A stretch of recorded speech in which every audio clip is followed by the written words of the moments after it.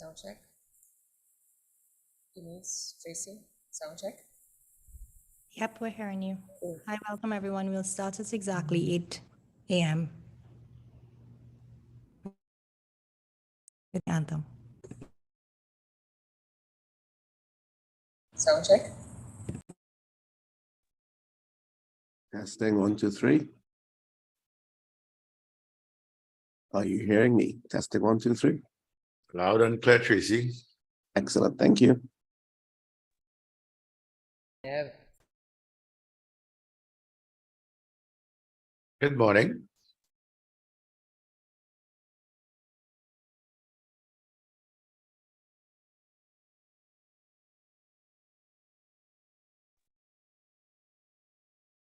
Good morning, everyone. We started exactly 8 a.m. with the national anthem, and then the chair of the TTIGF will give his address. See you all in a bit.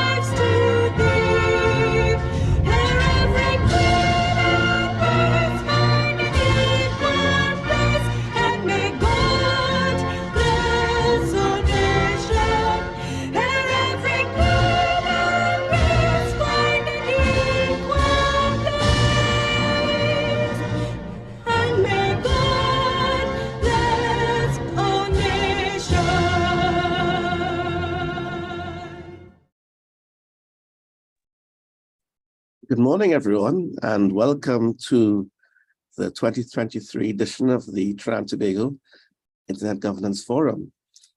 On behalf of the Trinidad and Tobago Multi-Stakeholder Advisory Group, my name is Tracy Hackshaw. I am the chair. I would like to welcome all of you to our 7th TTIGF, the 2023 Trinidad and Tobago Internet Governance Forum. 2023 brings with it many challenges and opportunities in Trinidad and Tobago as we grapple with the health, social, and economic impacts of the global pandemic, inflationary pressures, and ongoing struggle with economic diversification. As a small island developing state, our local challenges are compounded by a vulnerability to global economic shocks and the impacts of the global climate emergency. The internet-based digital economy is a critical element in facing these challenges and taking advantage of the opportunities presented. Meaningful and affordable access and connectivity leading to equitable digital inclusion must be a top priority on the national agenda. This year is especially important as we are consulting on the United Nations Global Digital Compact. The United Nations Secretary General in September 2021 released his report, Our Common Agenda. The Common Agenda proposes a global digital compact to be agreed at the Summit of the Future, which will be held in September 2024, through a technology track involving all stakeholders, governments, the United Nations system, the private sector, including tech companies, civil society, grassroots organizations, academia, and individuals, including especially our youth. We are therefore requesting your inputs, both online and at this year's TTIGF during our annual open forum, which will be held immediately after completion of the second session on the 27th of January, 2023.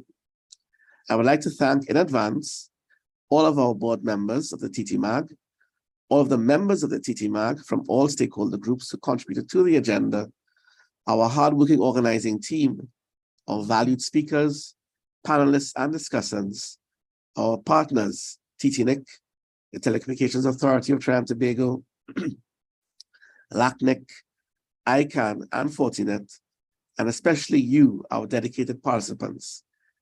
It is this entire community that makes the TTIGF an annual success. Without further ado, I would now like to hand over to our first speaker, Mr. Paul Mitchell. Mr. Paul Mitchell is the current chair of the United Nations Internet Governance Forum Multi-Stakeholder Advisory Group. In nearly 30 years at Microsoft, Paul has held diverse roles spanning numerous products and technologies, digital programming tools, including Microsoft's first C++ development system, the launch of MSN, Microsoft digital television platforms, including MediaRoom, numerous media standards, digital rights management systems for content production, and wireless technologies. Paul has strong skills in strategy, planning, policy development and diplomacy, and people management. He has led successful marketing, program management, and engineering teams, including global teams with staff spanning multiple time zones in the UK, China, France, Finland, Singapore, and Switzerland. Paul is a co-inventor on 19 issued US patents related to wireless communications. He led the team that developed Microsoft's TV Whitespace trial programs with the goal of making internet access possible for those that remain unconnected today. And I'd like to just mention that Paul was also helpful in helping us in Trinidad and Tobago explore this avenue, which we still are looking at today. Paul previously led Microsoft's work on internet governance, including working with the International Telecommunication Union, the Internet Governance Forum, the Internet and Jurisdiction Project, and ICANN on internet policy issues since 2012, participating in numerous international conferences and associated preparatory work across all three sectors. And he served as a commissioner on the ITU UNESCO Broadband Commission for Sustainable Development for many years. Paul, over to you. Thank you very much, Tracy. You know, it's been my honor to chair the Multi-Stakeholder Advisory Group of the UN IGF this year. For the past many months, it worked very hard to deliver a program that was realized in Addis Ababa in Ethiopia. And it was a remarkable week. Over 4,000 registrants from 165 countries, 200 sessions focused on this year's theme of resilient internet for a shared, sustainable, and common future, and then some related sub-themes. Now, these meetings are coming at a time when increasingly the world is asking hard questions about internet governance. As a whole, the UN system is increasingly leaning into technology equity issues and recognizing the fully intertwined nature of our shared reliance on a resilient internet. And you named some of the challenges just in your preamble, Tracy. The IGF is more relevant than ever. The level of interest in digital and internet governance has never been higher.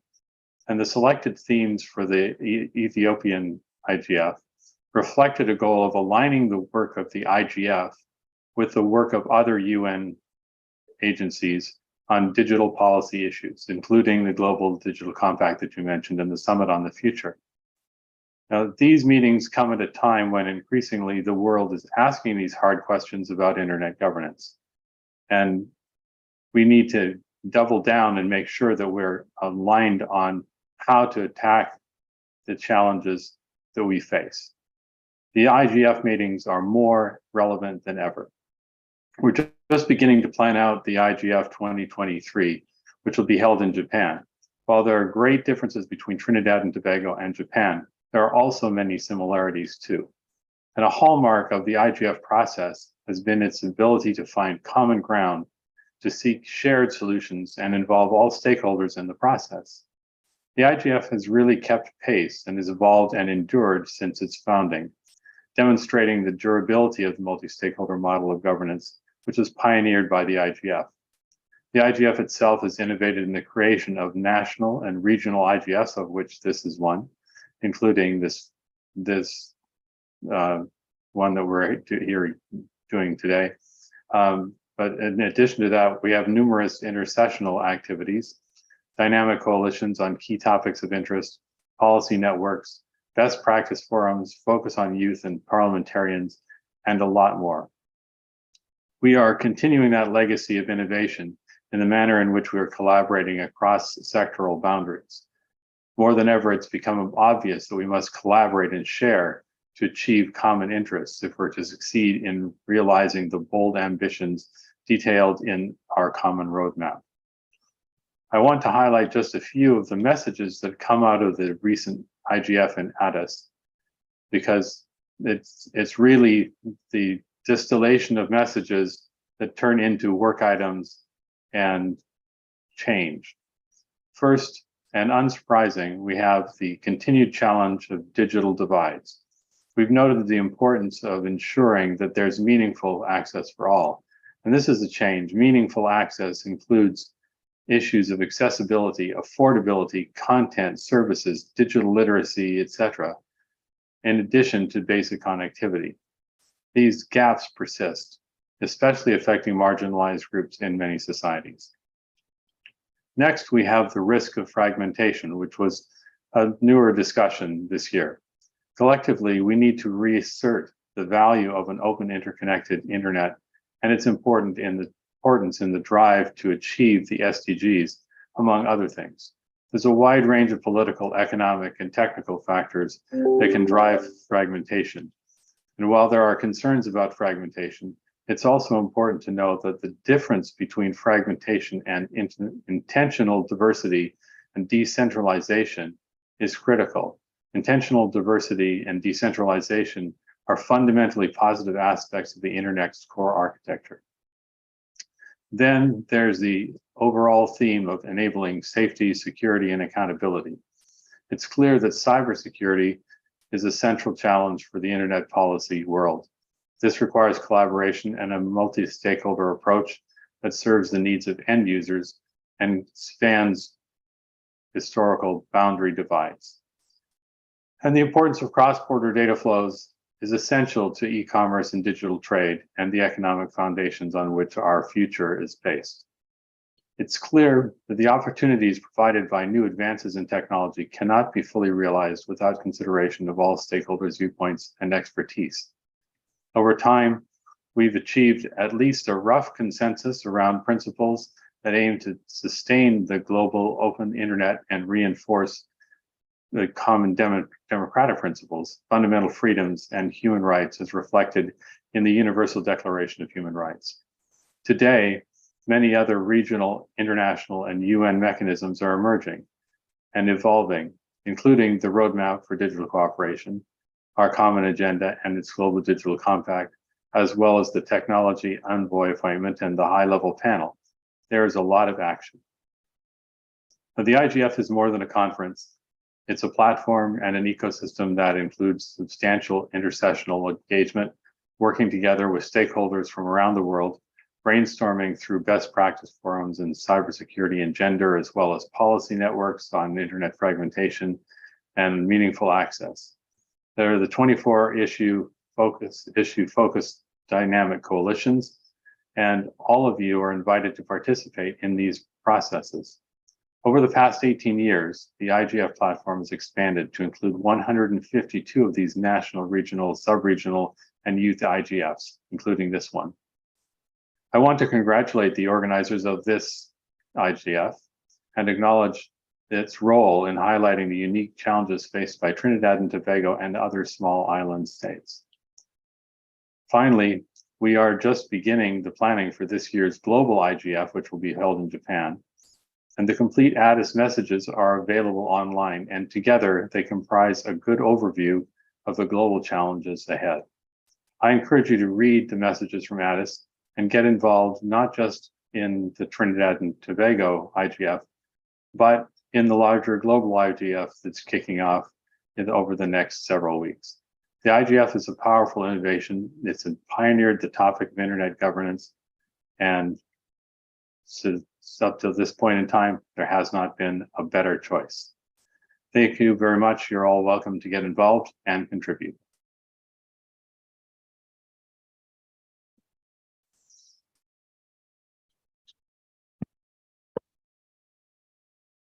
Thank you very much, Paul. I believe our host for today is Mr. Dev Gosine. So I'll hand over to Dev to introduce the remainder of the panel.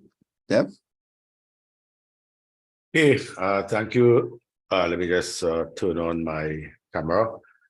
Thank you very much there, Tracy. And actually, you caught me a little bit by surprise there. Let me just mute some stuff here. I don't know why these things are coming up. Just give me a little second. Let me just get my act together. I'm sorry about this. Just got tied up here. Why is this thing not? Okay, here we go. Right. Okay. We have also on the program. Let me just put this across on the screen. All right, we have the opening address by the Honorable Nyan Gatsby-Dolly, Minister of Education in the Ministry of Education, and that is a recorded presentation. So let's sit back, relax, and listen to the presentation by the Minister of Education. It gives me great pleasure to join with you for the 7th Trinidad and Tobago Internet Governance Forum. I must first commend this multi-stakeholder effort and thrust themed The Future of the Internet, What's Next? It is initiatives such as these that help us to learn from each other and develop shared solutions. To the Multi-Stakeholder Advisory Committee and other supporting partners, I offer my congratulations for convening this forum, which is both critical and timely. As the world of information technology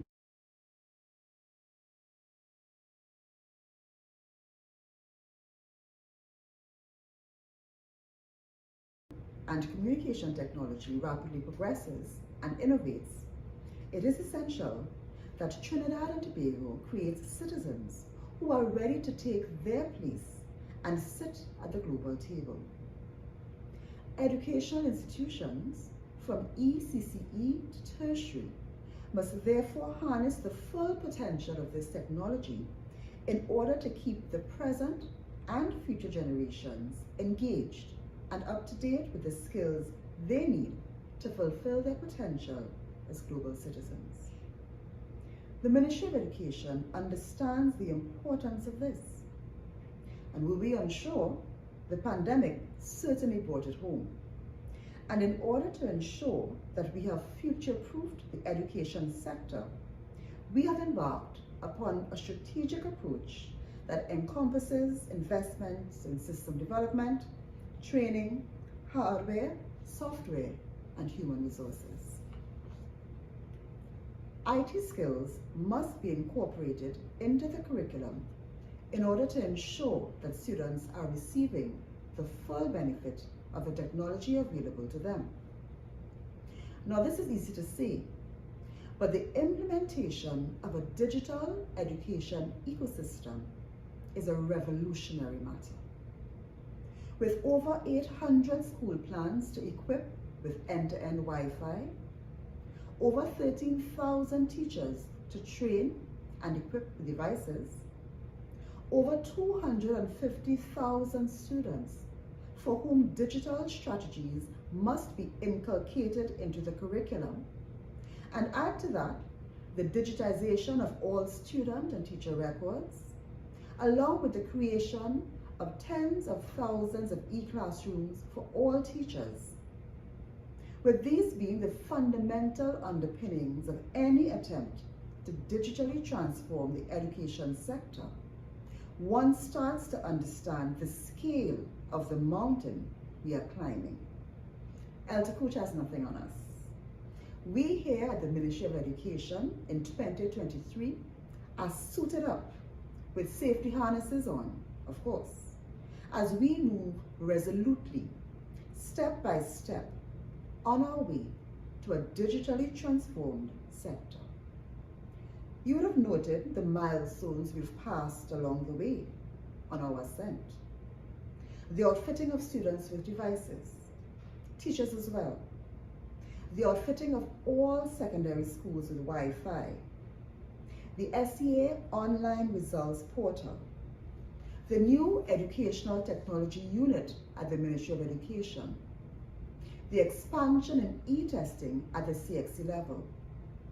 These are all stepping stones along the path of progress.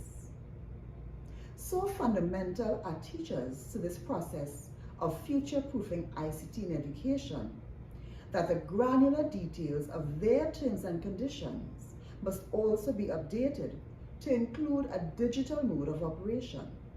It cannot be left to the whims and fancies of interpretation. For only when the digital mode is wholeheartedly accepted can we move to e-testing at the term level within schools. Broaden e-testing at the CSEC level into Paper 2 examinations. These are the writing components. Only when we include digital proficiency as a prerequisite for completion of primary school education will we be certain that we are producing citizens who can sit at the global table.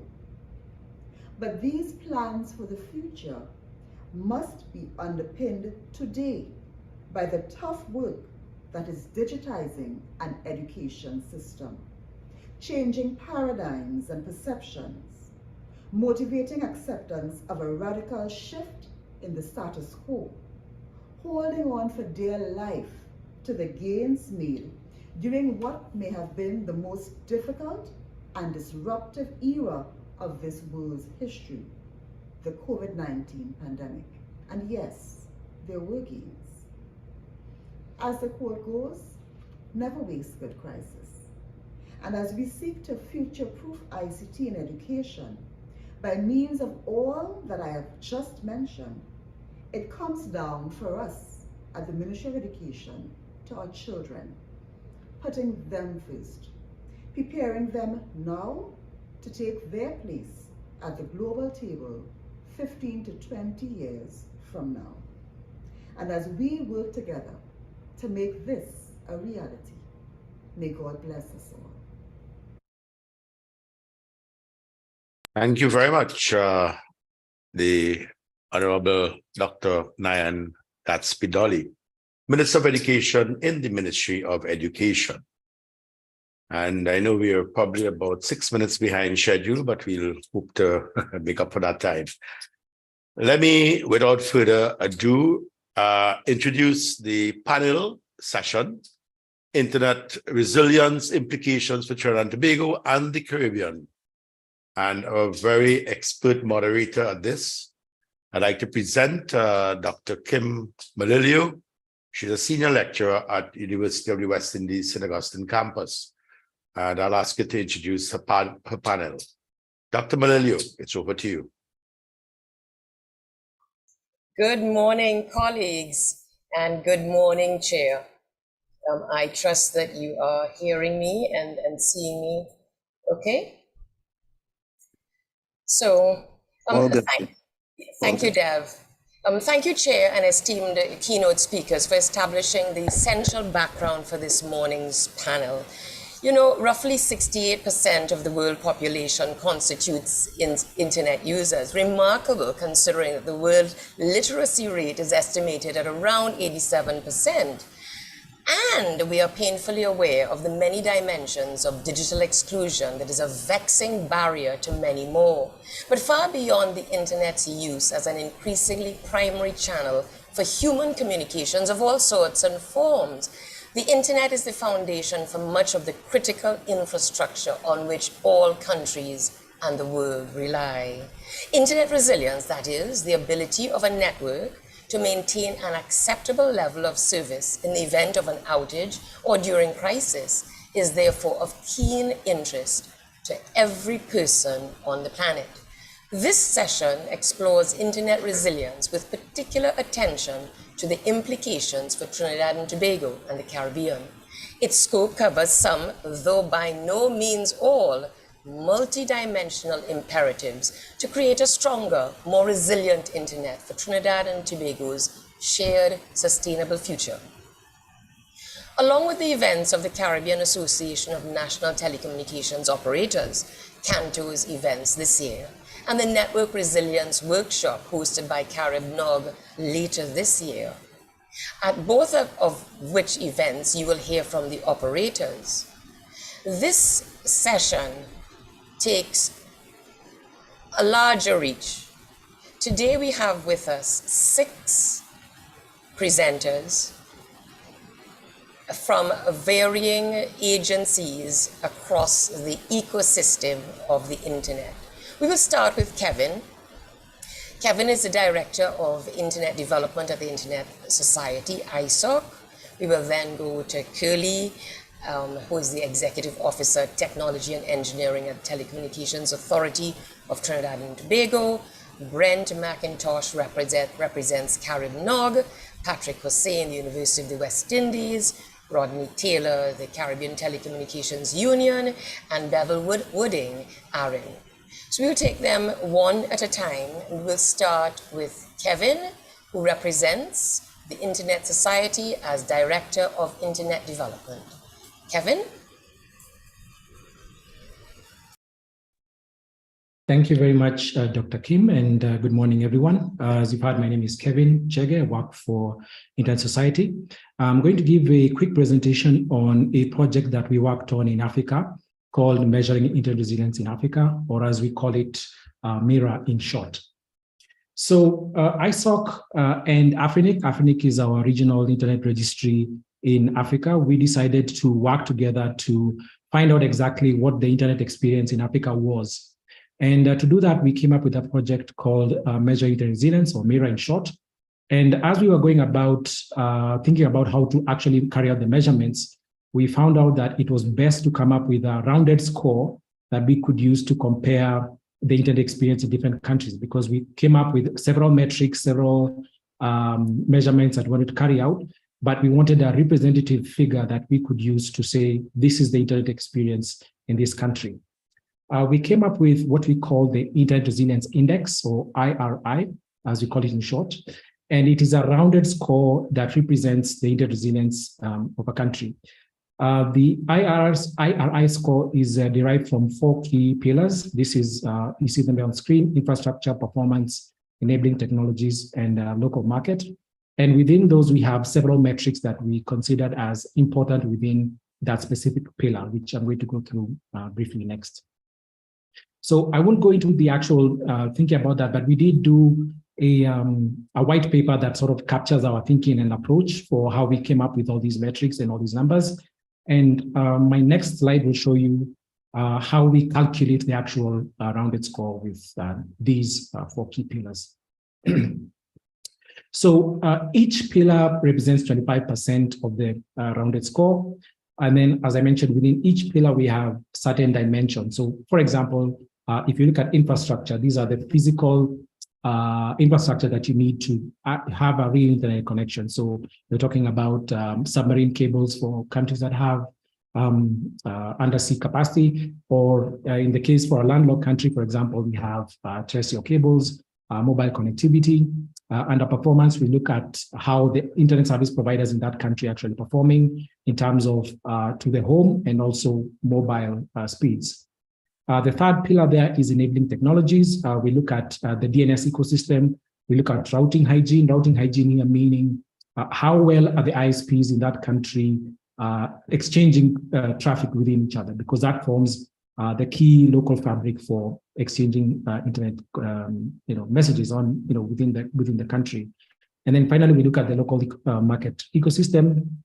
How competitive is the market? Because our view was that a more competitive market means that for an internet user in that country, you get better pricing and also better performance and better choice. So if you don't have good service from one provider, you can go to another provider who gives you better uptime and therefore better resiliency.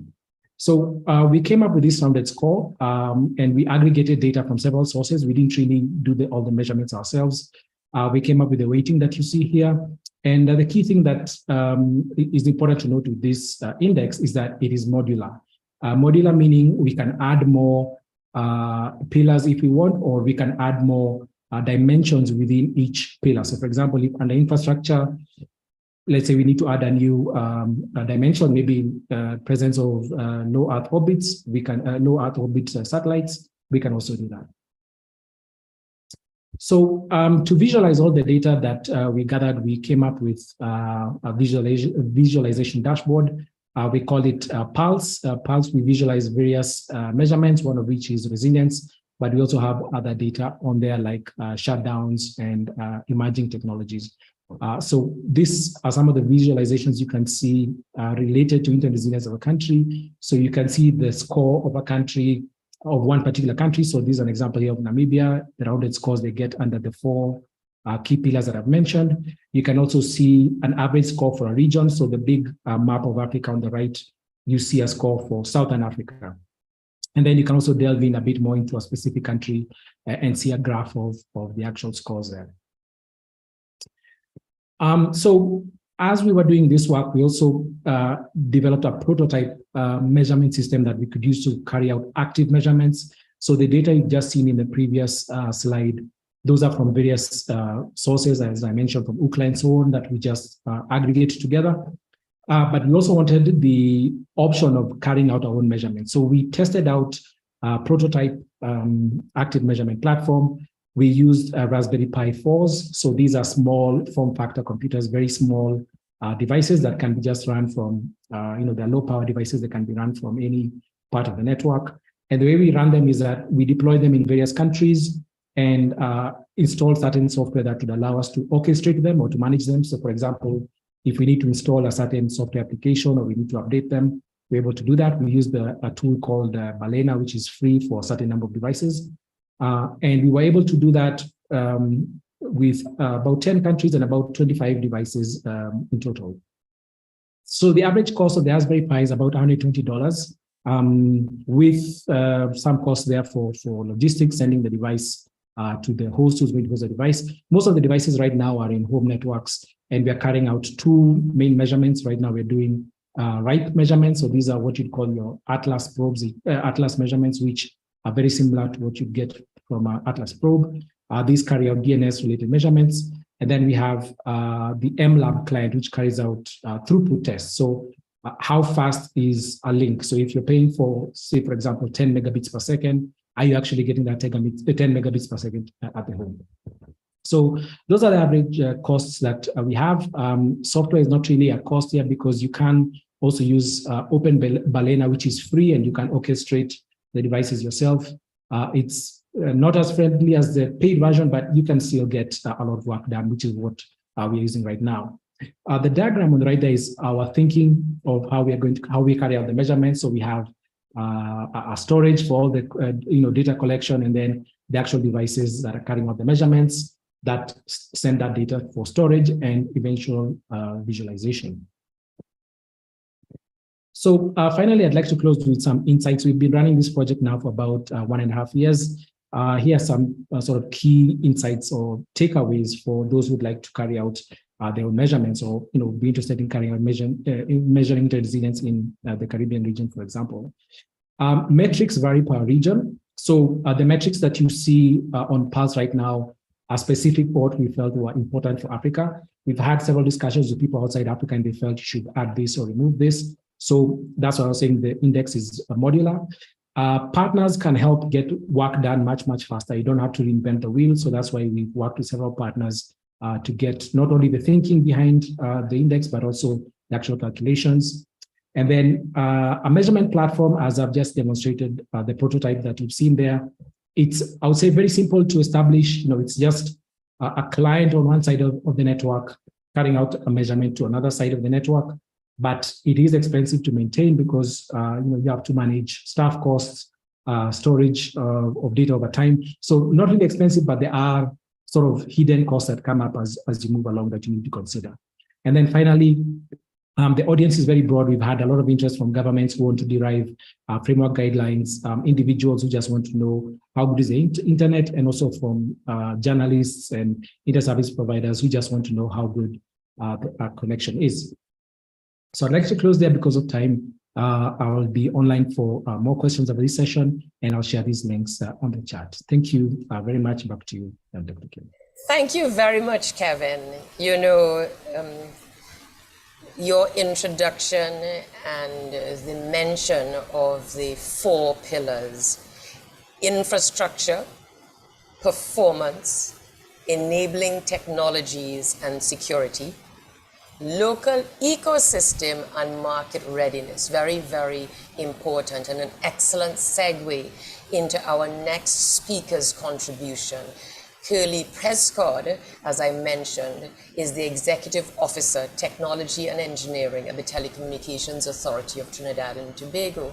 Before Curly comes in, I'd like to just call everybody's attention to a study by Rife, the Rife Labs, Kevin and Curly, in which they identified a number of factors that contributed to the surprising resilience of the internet in Ukraine, despite, of course, extremely difficult circumstances. Among other things, these included low market concentration at multiple levels and the relatively high number of interconnect facilities.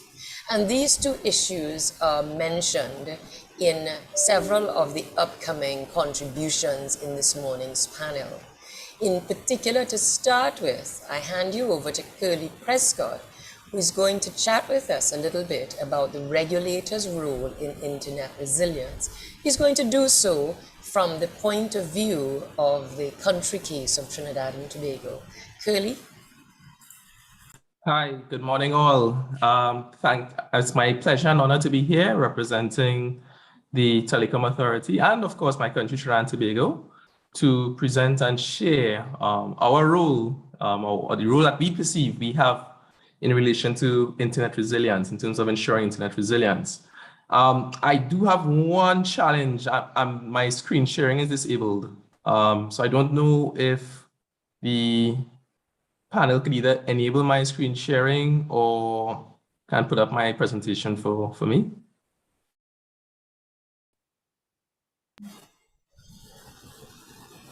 I think it seems to be okay. Try it now, Curly. Okay, I'm getting it now. Thank you. Thank you so much. Okay, so I'm just awaiting confirmation that you all are seeing my screen. Yep. Okay, great. Thank you so much. All right, so yes, so it's our pleasure to sort of share how we perceive we can support and facilitate the very noble and necessary principle of achieving internet resilience within Trinidad and Tobago. So we start first with the legal mandate, which empowers and enables the authority to engage and support efforts in relation to establishing and ensuring and maximizing internet resilience. So there are sections in the Act which speaks to us facilitating the orderly development of a telecommunication system in Trinidad and Tobago, as well as promoting the public interest as it relates to the quality of services. And we also have sections in relation to establishing standards and ensuring this is systematic development of telecoms in Trinidad and Tobago. So in that regard, we have that legal requirement to step in and ensure that the internet and networks in general are as resilient as possible. We then move to the actual authorizations we issue to our operators. The instrument that is issued in Trinidad and Tobago is referred to as a concession. So the concessions that we issue to our operators that authorize them to provide services have specific sections as it relates to quality of service, service interruptions, and there are schedules in that concession which speaks to their quality of service requirements, particularly as it relates to internet service delivery and provision of internet access. Yeah. And then finally, we look into the supporting instruments. So we have the Act, the principal legislation, the authorizations, the concessions, and then we have the supporting artifacts, which are issued pursuant to the Principal Act, the Telecommunications Act. So therefore, we develop and we draft regulations. So at this time, we have a draft consumer quality of service regulations, which speaks to the service levels which internet providers are to deliver to their customers. And the Act, as I mentioned above, talks about us establishing standards. So we are also continually developing our standards for wired and wireless networks and broadcasting and other network technical quality of service. So then we move into the actual standards that we've established, that we work on, that we build. So we have standard measures that we develop around user experience, things like download speeds, upload speeds, latency, which we are familiar with. And we attach those to the relevant international standards, which inform how these things are measured or how they are defined and how they are measured. And then we look at network performance standards. In other words, those things we expect the network to be able to achieve to support a resilient internet and a quality user experience. And again, we have the accompanying standards where available. And these standards and these parameters effectively are our way of quantitatively measuring, right, the extent on which networks and the internet here in Trinidad and Tobago are resilient. So basically, this is how we measure, how we're able to track and ensure that our providers provide and maintain an acceptable level of service during an outage or crisis, as defined by our moderator. So here we look at different ways in which we support internet and network resilience in Trinidad and Tobago. So as we mentioned earlier, we looked at establishing and monitoring of standards. Another way we support is the licensing of sustainable competition. So ensuring that we bring sustainable competitive efforts. And Kevin talked about this, that one of the ways of measuring, one of the ways of ensuring resilience is having competition. So this is a role that we as a regulator play. We look at regulatory collaboration, how we work with other regulators and enabling agencies to ensure that the networks and the internet delivered in Trinidad is resilient. And we look at diversity of critical infrastructure. And we'll dive into these a little more as we move on. So as we look at establishing and monitoring of standards, here we have the technical standards, which we as the authority have worked on, consulted with the industry, and have developed and passed. So as you can see, we have technical standards surrounding the performance and resilience of these networks for fixed and wireless networks. And then we have the tools which we use to monitor these standards that we establish. And we tackle from two angles. One angle is through using crowdsourcing tools, which is collecting all of that data that users generate when they do speed tests and so on, to give us data from users in relating to coverage and performance. And then we're also looking at developing probes, similar to what Kevin spoke to, which will be installed on connections to actually do perform actual measurements on specific internet connections.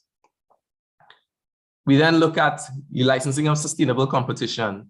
And in this regard here, to ensure that mobile providers and wireless providers can deliver quality service, we ensure we allocate and assign optimal spectrum to support those services. We are also enabling and facilitating the entry of low Earth orbit satellite systems, which will again provide an additional layer of resilience in the sector here. And from an over-the-top framework perspective, we know there's this proliferation of over-the-top services in Trinidad and Tobago.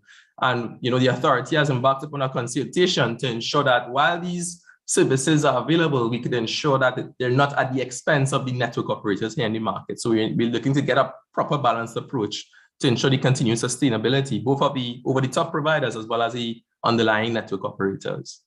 And then I spoke about regulatory collaborations. One of the things we do, and some of my speakers will talk on a little later, we collaborated with the Office of Disaster Preparedness and Management in development of their National Emergency Communications Plan, which has a number of requirements, such as submitting business continuity plans and what operators are required to do in the event of an emergency, as well as we engage with various infrastructure agencies to see how we can work on shared projects to put infrastructure on the ground and make the networks more resilient to things like natural disasters like hurricanes.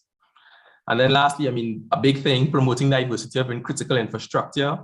Kevin touched on this as well. So one of the things we've always, as the authority, have been keen to do is to authorize multiple international and now inter-island cable systems to ensure that there's redundancy and connectivity between Trinidad and Tobago. Another initiative we're keen on is diversification of landing stations and paths. In other words, right now, we have about 3 or 4 cable systems all terminating the same landing point in Trinidad. We're now working actively with operators and various supporting agencies to establish a separate landing point with separate subsea paths out of Trinidad and Tobago.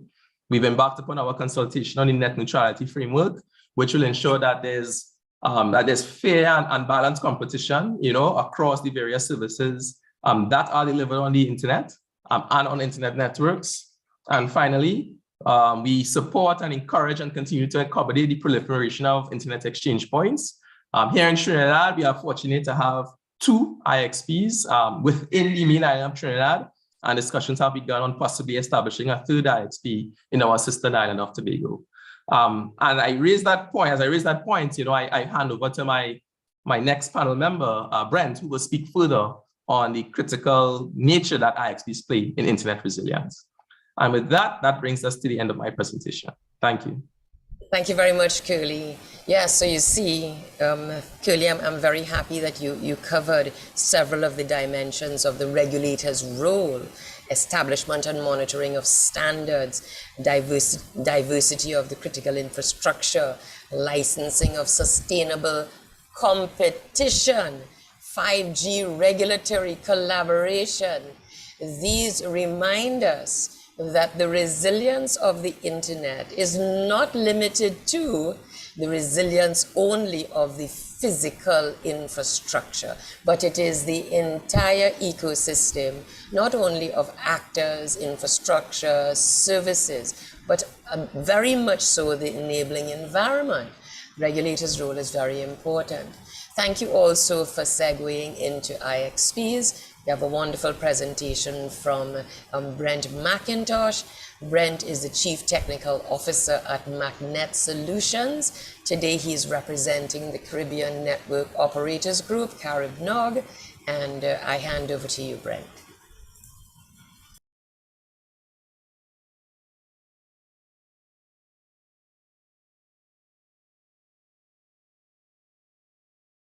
Well, listen, good morning to all, and it's indeed a pleasure to be here today talking about internet exchange points. I just want to mention, as a key stakeholder of the CaribNOG, the Network Operators Group, the Caribbean Network Operators Group, and a partner to the Internet Society, internet exchange points play a very, very critical role in being a part of your local network ecosystem.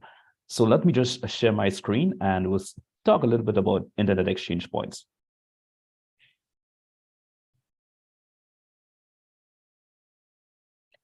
So what is an internet exchange point?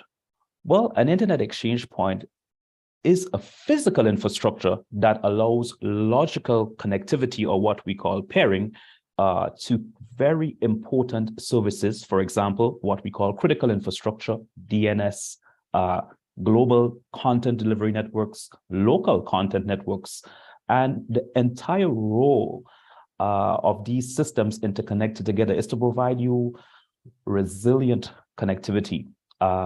It provides you the option to have what we call, reducing your average per bit delivery cost, which is something that benefits internet service providers. But are internet service providers the only one who benefits? Not really, right? Today, I'll show you and demonstrate how other entities, for example, the financial sector, governments, even large enterprise customers, how they benefit from connecting on what we call an internet exchange point fabric.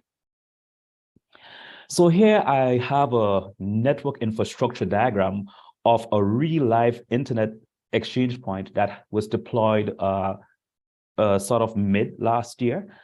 This is the internet exchange point of Suriname. And you might ask, well, Suriname, why didn't you use Trinidad and Tobago? Well, I wanted to, but Suriname has a few secrets that I want to sort of speak about today. Suriname and Trinidad are pretty similar in terms of population and internet service providers. And if you take a close look at this network infrastructure diagram, it represents redundant physical interconnectivity, redundant network services for critical infrastructure, for example, DNS services, network time services, root servers, TTIGF servers. And this infrastructure is meant to serve as a resilient connectivity platform for our IXP members, our internet service providers, our financial sectors, our learning networks, our education networks, to promote hosting and connectivity of global CDNs. The whole idea is to ensure such an infrastructure can act as I look at it as a backup heart should your primary heart fail. And IXPs today are no longer like the traditional IXPs of the past. They are meant to be a critical component of your existing local and network infrastructures. And the way in which these support your network infrastructure in your local country is that you have anycast systems, anycast services, for example, and I will show you in the next slide, the traffic that end users are interested in will always be served closer to them, will always be served from the internet exchange points. And that's very important. Reason being, end user quality of experience, and as Curly mentioned, quality of service is very, very important. And even in Kevin's presentation, IXPs can be a point of where these measurements can actually be done from. So you can see how well a country is performing in terms of how it accesses services from its local ISPs. So this slide here, and and this was meant especially for the folks who think IXPs are not really important. This slide actually highlights its importance in promoting resilience for any island, a country that wants to build and continue to grow its digital economy. So if you look a little closer here, you see I have a couple entities connected on a redundant IXP fabric, which are normally switches that provides these physical connectivity at different speeds, from 1 gig up to 100 gig. On a normal working day, when everything is fine, there are no complaints, traffic that's available on an internet exchange, for example, maybe Akamai, Google Cloudflare, Facebook, DNS root services, NTP services, will always be used in preference to that same traffic available on the internet. Why? Because it's deployed in what we call an anycast manner, meaning traffic that is closer to the end users will be served from that location. And this is exactly what happened. So normal traffic flow for traffic available on the or content available on the internet exchange fabric would be served to the local end users or customers or consumers of these service providers. Now, say we have an outage, for example, ISP1 would have lose connectivity to the internet. Maybe there is a subsea fiber failure, or maybe there's an outage that's affecting them, a outage further upstream that's affecting them.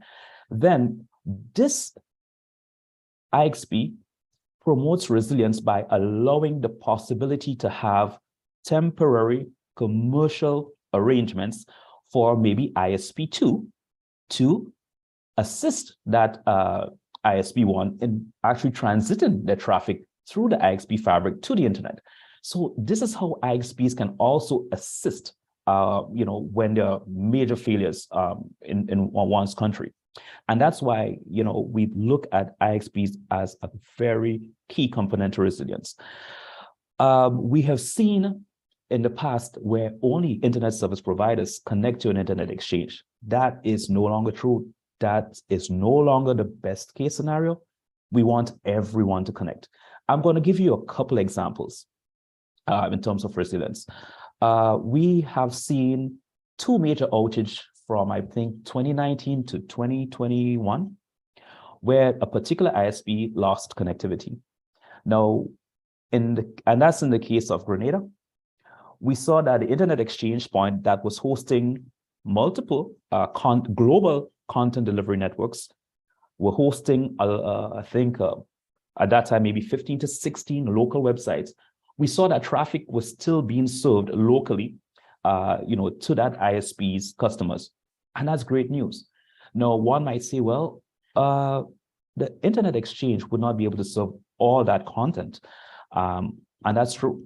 But the more you grow and develop that resilient infrastructure, then it becomes possible to start serving more content than you did the year before. And that's why internet exchange points needs to be part of your planning and development as a country.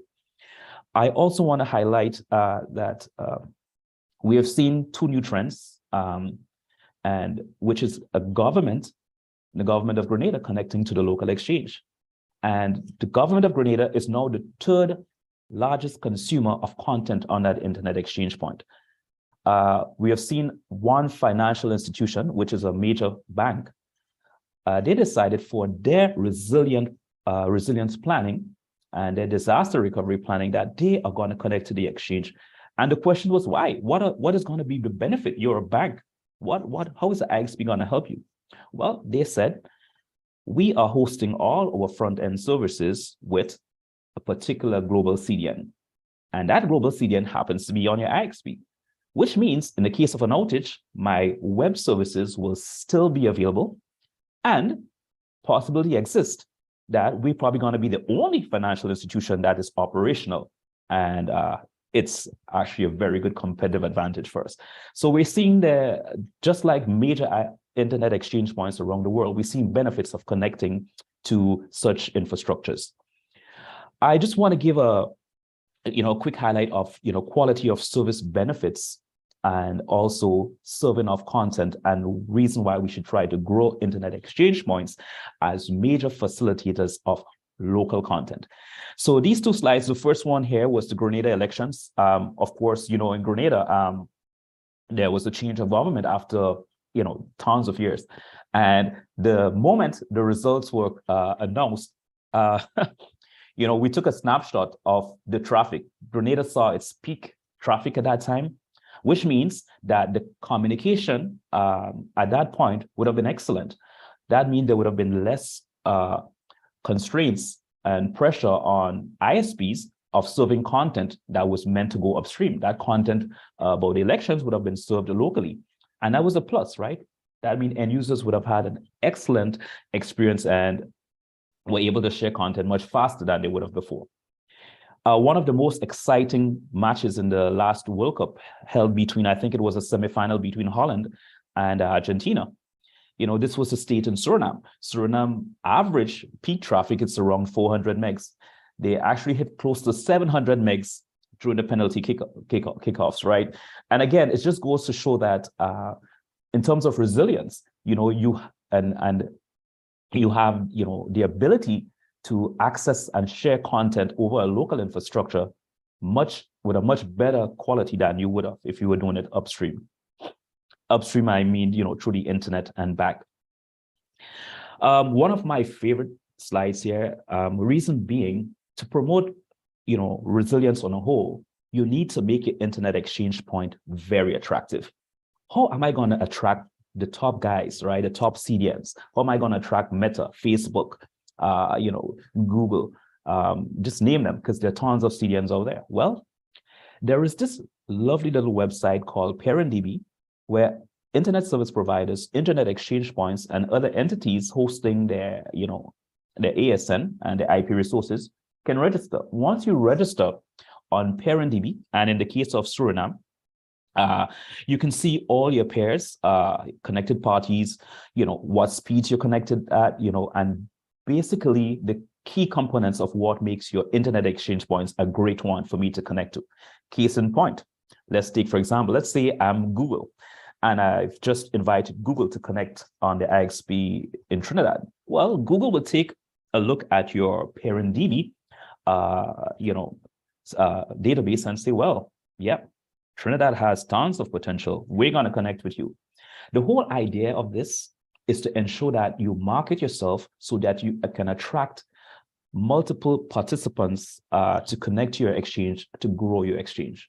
The more you grow your exchange, the more services you can actually provide locally. We took a snapshot of, well, as time moves on from year to year to look at the growth of autonomous system numbers in the Caribbean. In the case of the English-speaking Caribbean, we see that there are quite a bit autonomous system numbers, and autonomous system numbers is a number that's required if you want to pair on an internet exchange point and connect using a particular protocol that's required, right? A protocol that's called Border Gateway Protocol. Now, we see in the smaller islands, we have quite a bit of ASNs as well, if compared to some larger countries. And as you can see, there's a growth of internet exchange points in these islands, which means that there is the drive to build resilience in the Caribbean. So this is good, right? Because if I give you a piece of data, and again, I'll draw reference to Grenada because I'm very close to Grenada.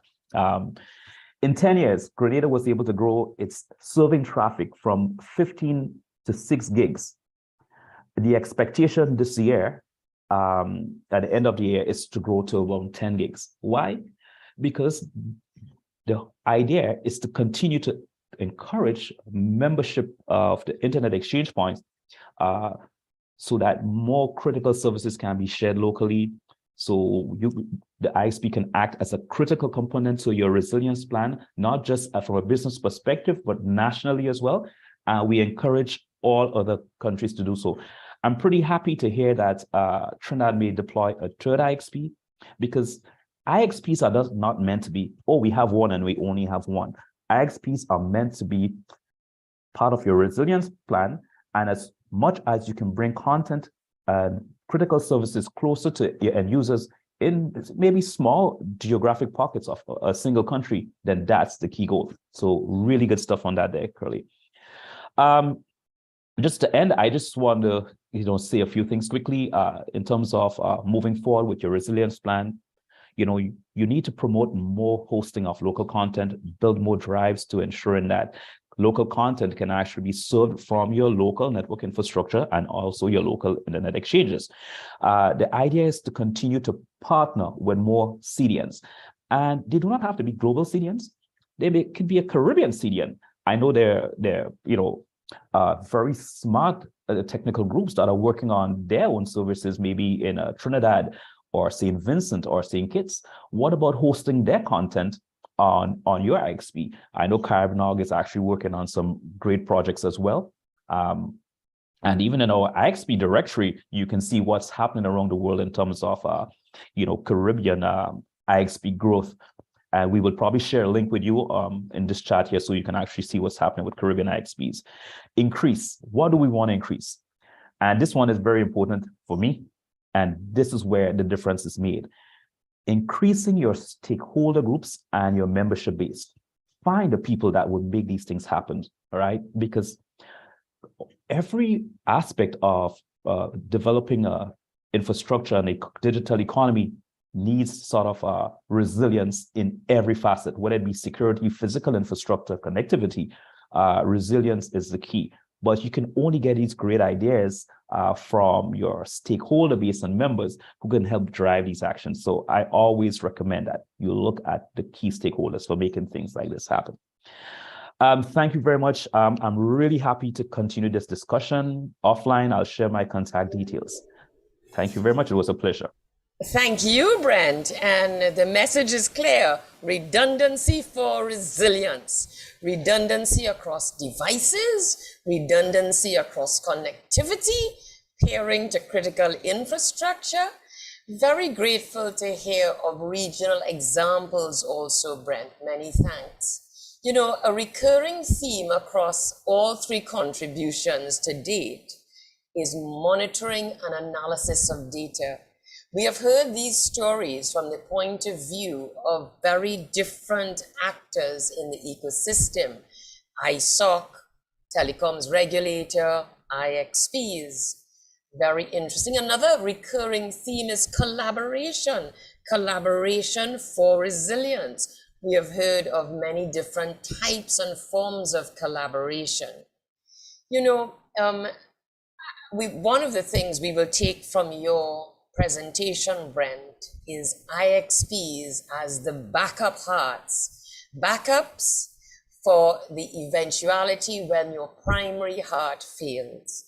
Now we're going to pick up from there and look at a potential issue with DNS resilience, particularly in the case of SIDS, Small Island Developing States, and a complementary DNS mapping strategy and platform for added resilience. Complementary, that is to say, complementary to the standard traditional scope and reach of the IXPs.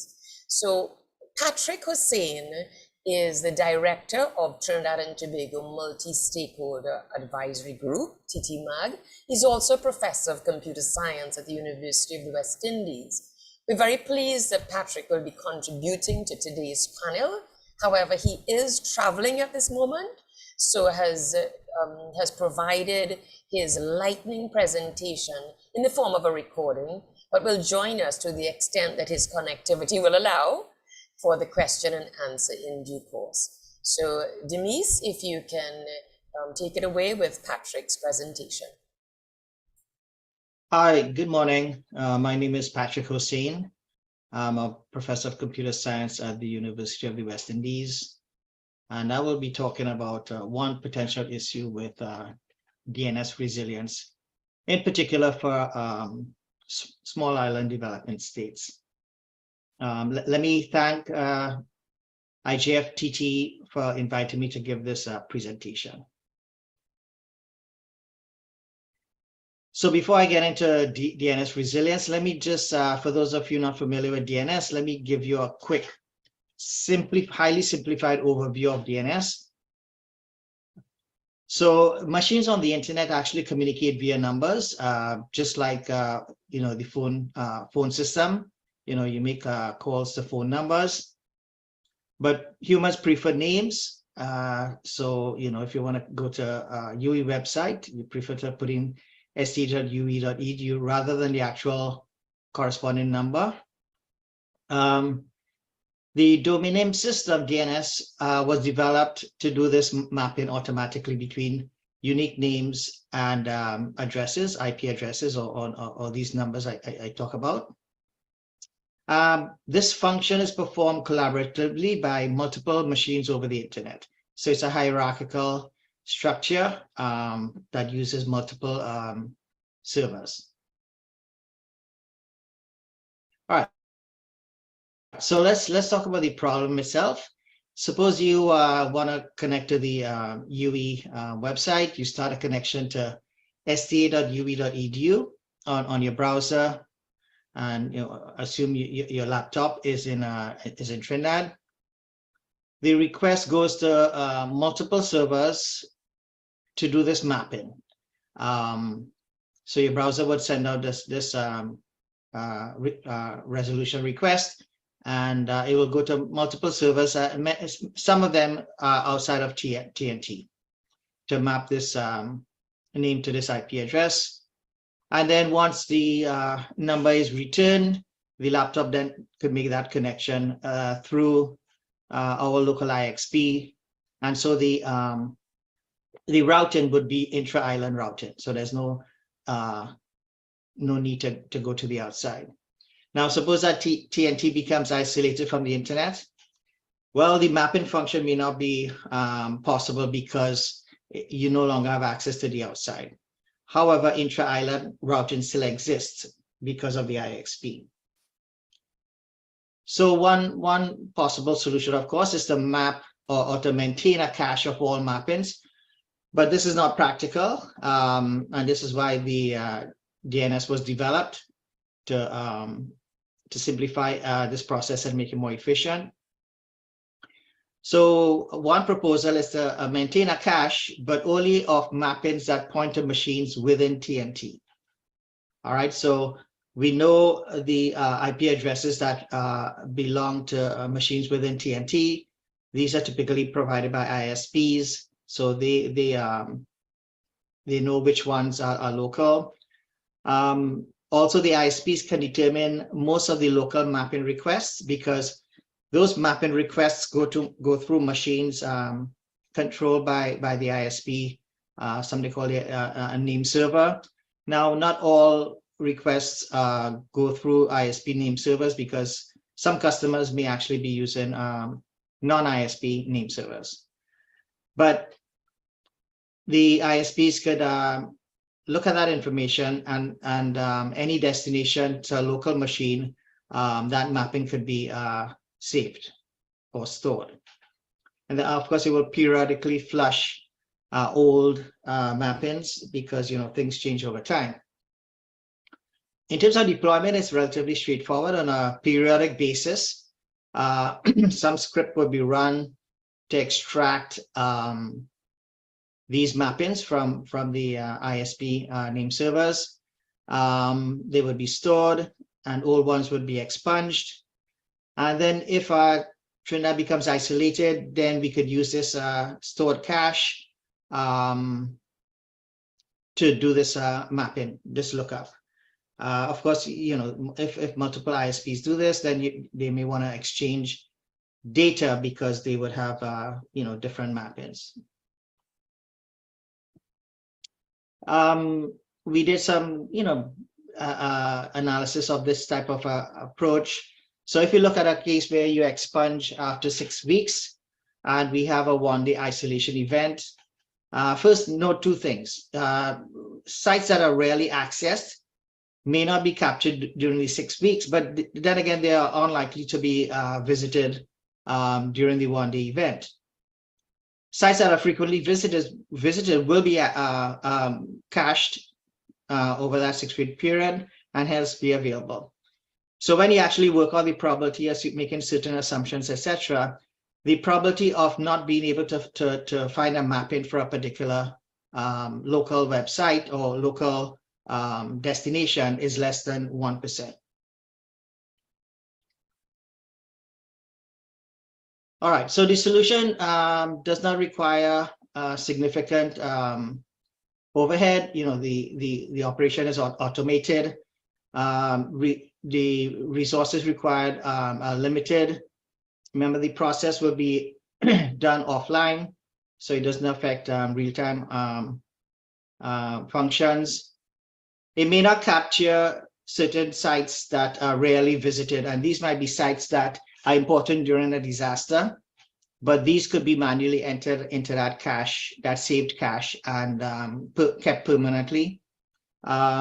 Actually, we, a couple of years ago, we developed a site to do precisely that. People would be able to go to that site and enter information about their mapping. But of course, if we do nothing, then we will feel the effects later on, where if this isolation happens, which is possible, if we have limited access to the outside. So for those of you who would like to find out more about this particular problem and the proposed solution, You could have a look at this journal paper on internet resilience in small island states. So thank you very much, and enjoy the rest of the talks. Thanks as always to Patrick. Patrick is a pioneer of many hats in the Caribbean and Trinidad and Tobago. You know, it is important that there is in place a number of mechanisms to provide primary, secondary, and even tertiary level mechanisms for resilience. Patrick has discussed an example of very simple, low resource solution, and many others are possible. We encourage the adoption of strategies like this to diversify and to supplement traditional mechanisms for resilience. And happy to discuss that more. Patrick will be online for the question and answer. Remember that maintaining a cache of all mappings that point to a particular, or point to machines in a particular country is one of the low resource solutions to get around some of the limitations.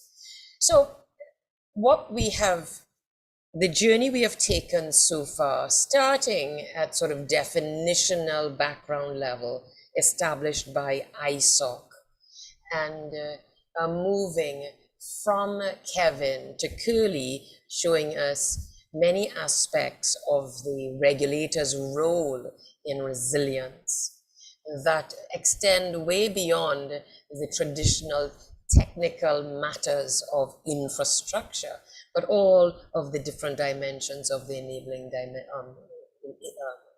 environment. Then we took a deep dive with Brent into the IXP's role. Remember, of course, the IXPs play a role alongside the traditional operators.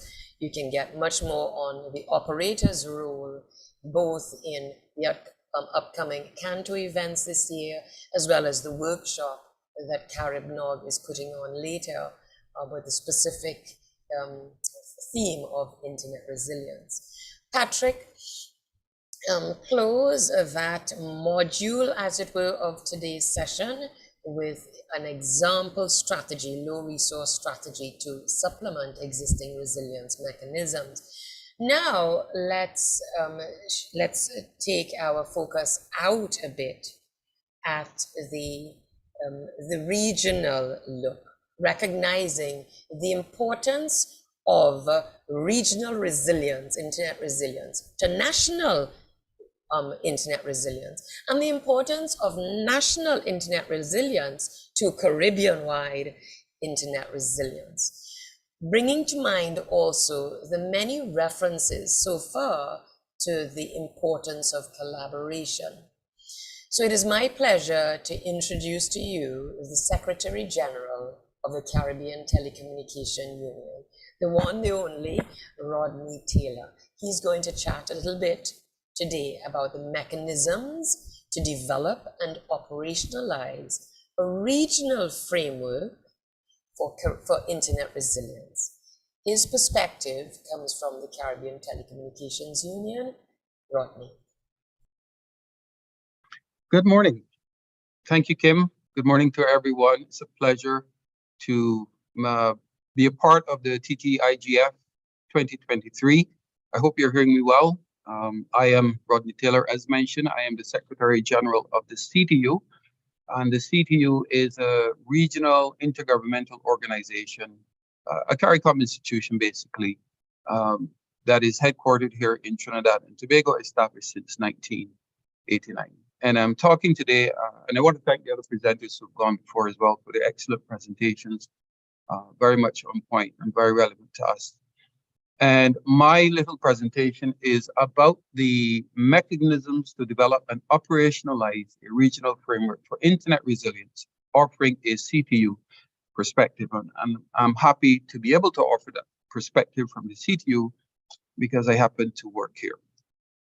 So at the moment, we have a mechanism that we call, I refer to it as a mechanism called the Caribbean Internet Governance Forum, very much like the TTIGF that is happening here today, but it's happening at a regional level.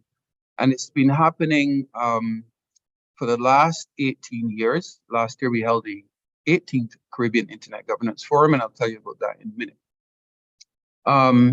Out of that process, it is a multi-stakeholder process, and out of that, we've produced an Internet Governance Policy Framework that's already being developed. It's on our website. It's been developed through consultation and collaboration with a number of regional and international stakeholders. We need now to, based in the context of this discussion, to pay particular attention to internet resilience. Of course, internet governance is the broader topic, and it is very much related to internet resilience. But internet resilience should speak to specific policies and standards as outlined in previous presentations, getting into things like IXPs and calling on standards developed, say, by the ITU, Technical Standards Bureau, IEEE, ISOC, Internet Engineering Task Force, the International Standards Organization, etc. So internet resilience, I would frame it that is a subset of internet governance. From a regional perspective, starting my timer, sorry, so I keep updating. From a regional perspective, I think this remains a very effective mechanism for harmonization, specifically on the issue of harmonization. If you're talking about a regional level, of course, every sovereign member state of CARICOM, and even outside of CARICOM within the Caribbean, has its own initiatives going on. We have been supporting implementation of IXPs, even in the French overseas territories, St. Bart's, Guadeloupe, St. Martin. But in terms of harmonization and a harmonized approach, the TTIGF remains a very useful mechanism for collaboration and harmonization. There is room for improvement, specifically on the TTIGF, and in particular, if we are paying greater attention to internet resilience, it needs to be more multi-stakeholder in its implementation and operationalization. And I'm suggesting, this is just a suggestion, and there's room for further discussion, I'm sure, beyond this TTIGF. Something of the sort of a Caribbean Internet Resilience Task Force, CIRTF, with a focus on policy, cybersecurity, network engineers, and consisting or made up of network engineers and operators, developers drawn from regional and international communities. So if I run out of time, this is the synopsis of what I'm saying today, and I'll get now into each of these separately. The CIGF, I mentioned, it's a regional multi-stakeholder forum initiated by the CTU and the Caribbean Community, or CARICOM, Secretariat in 2005 to coordinate a regional approach to internet governance. The initial focus was on the proceedings of the United Nations World Summit on the Information Society. Last year, we held our 18th IGF. We also had the pleasure of hosting the first Caribbean Youth IGF, organized, planned, executed by young people from within the region. And we were also very pleased to have our first Small Island Developing States Internet Governance Forum. Those recordings are available on our YouTube channel. I encourage you to visit and review some of the presentations. We had the UN Envoy for Technology giving us a feature address, and also the Minister of Science and Technology from Barbados. It is multi-stakeholder. There are governments involved, C2 members for sure, ministers, permanent secretaries, chief technical advisors, the private sector, many of the operators in the region, civil society, the technical community, the internet organizations like LACNIC, ARIN, and so on, ICANN, and of course, academia. I mentioned the policy framework has been produced, and I'll just give you some of the main areas of focus in the IG policy framework relate to infrastructure for broadband connectivity, internet technical infrastructure and operations management, the legal frameworks and enforcement, internet content development and management, public awareness and capacity building, and research. Basically research, of course, examination, measurement, and reporting on the development and usage of internet resources. And I like in particular, the first presentation, the project in Africa, and it's something I'd like to see implemented for the Caribbean countries. But for this presentation, again, the focus is on number 2, which is Internet Technical Infrastructure and Operations Management. And this relates to the technical standards I mentioned, the addressing schemes, the domain management systems, critical infrastructure, and administrative structures for efficient, stable, and secure Internet operations. And under this second focus, the development of Internet infrastructure relates to guiding the evolution, adoption, and utilization of critical infrastructure and elements, as well as the appropriate technical standards and methods for Internet addressing, network security and stability, number, resource, and domain management to promote and enhance efficient and effective Internet utilization in the Caribbean. In a nutshell, Internet resilience. We heard presentations on the importance of Internet exchange points. I believe there's a little side debate in the chat going on about the importance of IXPs and their supporting ecosystems. Patrick proposed solution for addressing certain aspects of the ecosystem of the IXP, and Pat spoke about the regulatory frameworks. And of course, Brett gave us a technical overview of how the IXPs are deployed.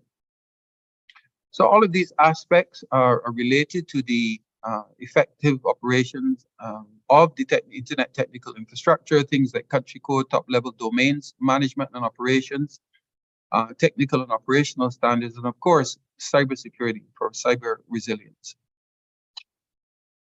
Now, I spoke about the Caribbean Internet Resilience Task Force, and this does not exist presently, and I'm suggesting it's a possible framework for operationalizing Internet resilience in the Caribbean. It can provide at the operational level, similar to what we have in place right now for some time, the Spectrum Management Task Force, SMTF. And in fact, there's a meeting taking place of the Spectrum Management Task Force next month in Jamaica. And you can get more information on that from our website, ctu.int. And the TTIGF meets once a year, typically around July, I believe, August. Sorry if I got that wrong. But there's a need for intersessional meetings to focus in on specific things. And I think Internet resilience would be an excellent one for which this mechanism could be stood up. The forum itself, CIGF, would provide a platform for the Internet Resilience Task Force to update the CIGF stakeholders, the broader CIGF stakeholders, on the work that they're doing,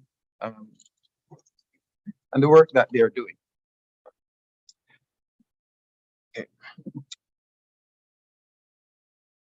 It should be multi-stakeholder in its composition. So an emphasis though on technical experts, cybersecurity experts, network engineers and operators, developers drawn from a regional and international community. We have CaribNOG, for example, who's on this panel, the Caribbean Peering Internet Forum, ISOC, ISSA, that's the Internet Security Systems Association. There are many local chapters here in the region. The International Telecommunications Union organizations like Packet Clearinghouse, ARIN, LACNIC, UWI, and others. And of course, this list is not exhaustive, but really we just need a core group that has the technical knowledge and capability to give adequate support to this issue of Internet resilience in the Caribbean. It meets 4 times a year, provides support to the CIGF. From an administrative and planning point of view, the CTU is more than willing to support this initiative if it gains traction, if it gains favor with the community. We can convene the meetings, we can support the development of a strategic plan to guide the work of the CIRTF. And of course, from our own base of experts here in CTU, we can provide technical input to the task force. I'm suggesting an initial mandate of 2 or 3 years, after which we can review the effectiveness of the task force. We advance using various monitoring and evaluation mechanisms to determine if we have in fact advanced the key performance indicators with respect to Internet resilience. And of course, there is the opportunity to seek funding from various organizations if we package it in the right way. I don't think we really require a lot of resources to meet. We can meet virtually, but certainly in-person meetings would be occasionally important. And, you know, there are organizations. I see my good friend Albert Daniels is on from ICANN, and ICANN has a pool of wealth of resources that they can bring to bear on an initiative such as this. So I think that's really the essence of my presentation. And I'm very much I'm here for any questions. Thank you very much for the opportunity, TTIGF and Kim. Thank you. Thank you, Rodney. As always, we are very excited about the Caribbean Internet Resilience Task Force, CIRTF, and of course, the continued activities of the CIGF. More on this later. Policy, cybersecurity, network engineers and operators, developers drawn from regional and international community. Yes, yes, we love this. Intersessional meetings on internet resilience. Yes, thank you very much, Caribbean Telecommunications Union. So now to close our round of lightning presentations, our dear Bevel Wooding. Bevel, like Patrick, is traveling today, so has provided his contribution by way of a recording, just so that the connectivity is not a problem, but is here to answer questions in a few moments. So Demise, if you can set up Bevel's presentation. Thank you. Just the resilience of individual components. Hello, everyone. My name is Bevel Wooding. I'm the Director for Caribbean Affairs at the American Registry for Internet Numbers. Allow me to first thank the organizers for the opportunity to join this panel on internet resilience. I'm sure you all realize that this is a topic of critical importance to us all. I'll be looking specifically at the development and operationalization of a regional framework for internet resilience. As has already been said, and many of you know this firsthand, the internet has become an integral part of our daily lives. And for many individuals and businesses, it is now indispensable. As a platform, it drives communication, commerce, and innovation in unprecedented ways. However, as we have seen way too many times across our region, the internet is not always reliable. Connectivity challenges are common and outages happen. And when they do, the consequences can range from personally irritating to economically catastrophic. Yet, as much as consumers and corporate users have come to rely on the internet, they're often clueless as to what needs to be done to ensure its resilience. Why? Well, because the internet is complex. It involves what many consider to be a mystifying, almost magical mix of technology, protocols, service providers, regulations, and laws to keep it operational. And that's why our interactions today are so very important. And that is why when we talk about internet resilience, we also need to talk about it from an ecosystem perspective. An ecosystem perspective simply means looking at the entire system of networks, devices, services, and stakeholders responsible for the effective operation of the internet. It means considering not just the resilience of individual components, but also the resilience of the system as a whole. One of the key mechanisms for achieving internet resilience is development of a regional framework. The internet is a global system, but the way it is used, managed, and regulated can and does vary significantly from one locale to another. A regional framework provides a mechanism to develop policies, procedures, and standards tailored to the specific needs of a region. In our case, the Caribbean. One of the key benefits of a regional framework over a local framework is that it enables collaboration and coordination amongst different countries and stakeholders. A regional framework can allow for the sharing of information, best practices, and resources among countries. Now, this can lead to more efficient and effective approaches to internet governance, And importantly to our discussion today, this can also lead to a more resilient internet ecosystem. Another benefit of a regional framework is that it can allow for better responses to cross-border incidents, such as natural disasters or cyber attacks. A regional framework can facilitate rapid and coordinated responses and recovery efforts across countries.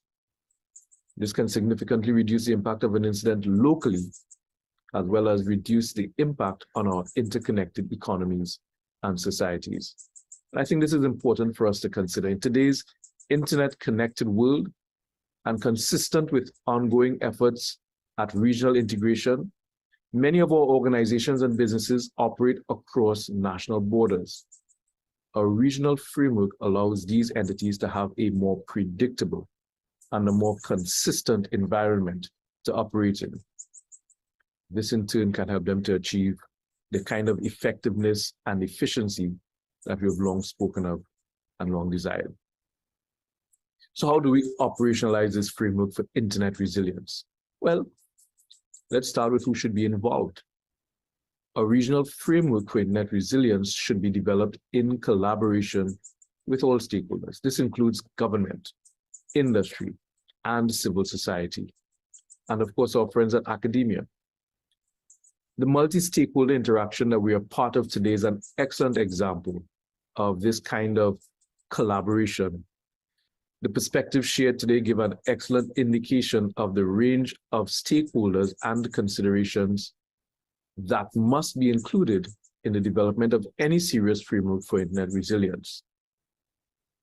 So if we accept the importance of internet resilience, and if we accept the importance of taking a whole sector ecosystem approach, then there are several steps that must be taken if we have to actually operationalize a plan. First, there needs to be a thorough assessment of the internet ecosystem within our region. This assessment should identify economic and social value propositions for the internet and juxtapose them against the technical strengths, potential vulnerabilities, and risks. Second, we need to develop a plan of action that addresses the identified vulnerabilities and risks. This plan should include specific measures for improving the resilience of the internet ecosystem, such as increasing the use of autonomous networks, increasing local internet traffic exchange, developing redundant infrastructure, improving network monitoring and alert systems, and developing and implementing effective disaster recovery plans and incident response capacity. Third, as we consider these points for implementing a regional internet resilience framework, we need to design and implement mechanisms to continuously monitor resilience. This means putting in place the necessary policies and regulations, as well as providing the necessary resources and support. Now, this is a summary presentation, so I can't get into great detail on these points, but I do hope you're taking note of them. We have to ensure that there is a thorough assessment of the internet ecosystem. We have to develop an action plan that looks at specific vulnerabilities and risks, areas for investment, areas for development. And we have to design mechanisms to continuously monitor resilience. Now, with these components in place, our last step is we need to act. We don't have time today to go into the politics of implementing regional initiatives, but suffice it to say that success of any regional framework, and specifically a regional framework for internet resilience, will require unprecedented levels of collaboration, coordination, and commitment to work together to address our common challenges and to seize our common opportunities. I, for one, believe that this is both imperative and achievable. After all, internet resilience is an issue that affects us all. By taking an ecosystem perspective and by developing regional approaches, we can ensure the reliability, the openness, and the security of the internet within our region. I encourage you all to take actions in promoting this type of common regional approach to internet resilience. And I also encourage you all to continue working together to build a more resilient internet for all. Thank you. Thank you as always, Bevel. Assessment of vulnerabilities and risks, action plan to address, continuous monitoring mechanisms, ACT, focus, funded action, collaboration, coordination, commitment, harmonization under the primary stewardship of the Caribbean Telecommunications Union. Yes, indeed. What we have had the pleasure of participating in this morning is the perspectives from various actors across the ecosystem, wrapped up in the ecosystem perspective of on a regional framework for internet resilience. I believe, and so does Bevel, that we have all the bits and pieces that we need to pull this off. I'm afraid we only have a few more minutes for our session today, so we are going to take a few questions. Yes, Albert? Thank you very much, Kim.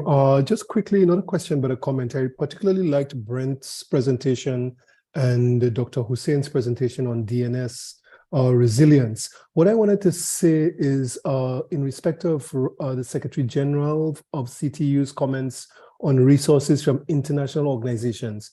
ICANN, the organization that I work with, is an international organization, and one of the best ways that we in the Caribbean can perhaps get opportunities for access to resources from these types of organizations is by participating in what happens. We have to be at the table, we have to be there to give our views and say what is important to us and present projects and programs that would be of value to us. So I encourage everyone on this call today from the Caribbean, to take advantage of these opportunities, attend the meetings. I am now going to put in the chat a link to an upcoming ICANN meeting, which incidentally is taking place in our region, the Caribbean, as part of Latin America and the Caribbean. And I really urge you, if you can't attend in person, follow remotely so that you understand what's going on and what the opportunities are. Thank you very much. Thank you, Albert. Yes, participation, attendance at meetings, and contributions in many ways. Do we have any other questions? The chat was alive with many bits and pieces while we wait for any more oral questions to come in. Brent and yes, I can't find my hand raised, sorry. Okay, you go ahead, Tracy.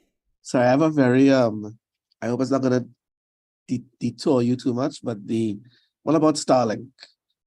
How can that play a role in Starlink and other LEOs, and what exactly is happening with that in Trinidad and Tobago? Excellent. Let me hand that over to Curly, if Curly would not mind responding. Starlink, its role and status in Trinidad and Tobago. Curly? Yeah, hi. Thank you, Dr. Malaleo. Yeah, Tracy, so I think in my presentation, I would have talked about one of the things I would have mentioned, one of the topics I covered would have been on, diversifying critical infrastructure, right? And I would have spoken about, and also sustainable, licensing sustainable competition. Those would have been the two factors I think I would have touched on, which would kind of speak to where your question is coming from. So on this licensing of sustainable competition, we talked about the regulator's role in accommodating, encouraging, incentivizing, and authorizing. And when we authorize, we don't just authorize, carte blanche, in other words, without a proper review, and sometimes even going back to the prospective entrant to say, hey, we like your proposition, but there are things that we need to address to operate in our jurisdiction, right? So, there's a bit of a consumer protection, promoting consumer interest, promoting interest in the public as well when we're authorizing these agencies. So as you know, Starlink, for the benefit of all on the call, is a satellite-based system. It's low Earth orbit technology.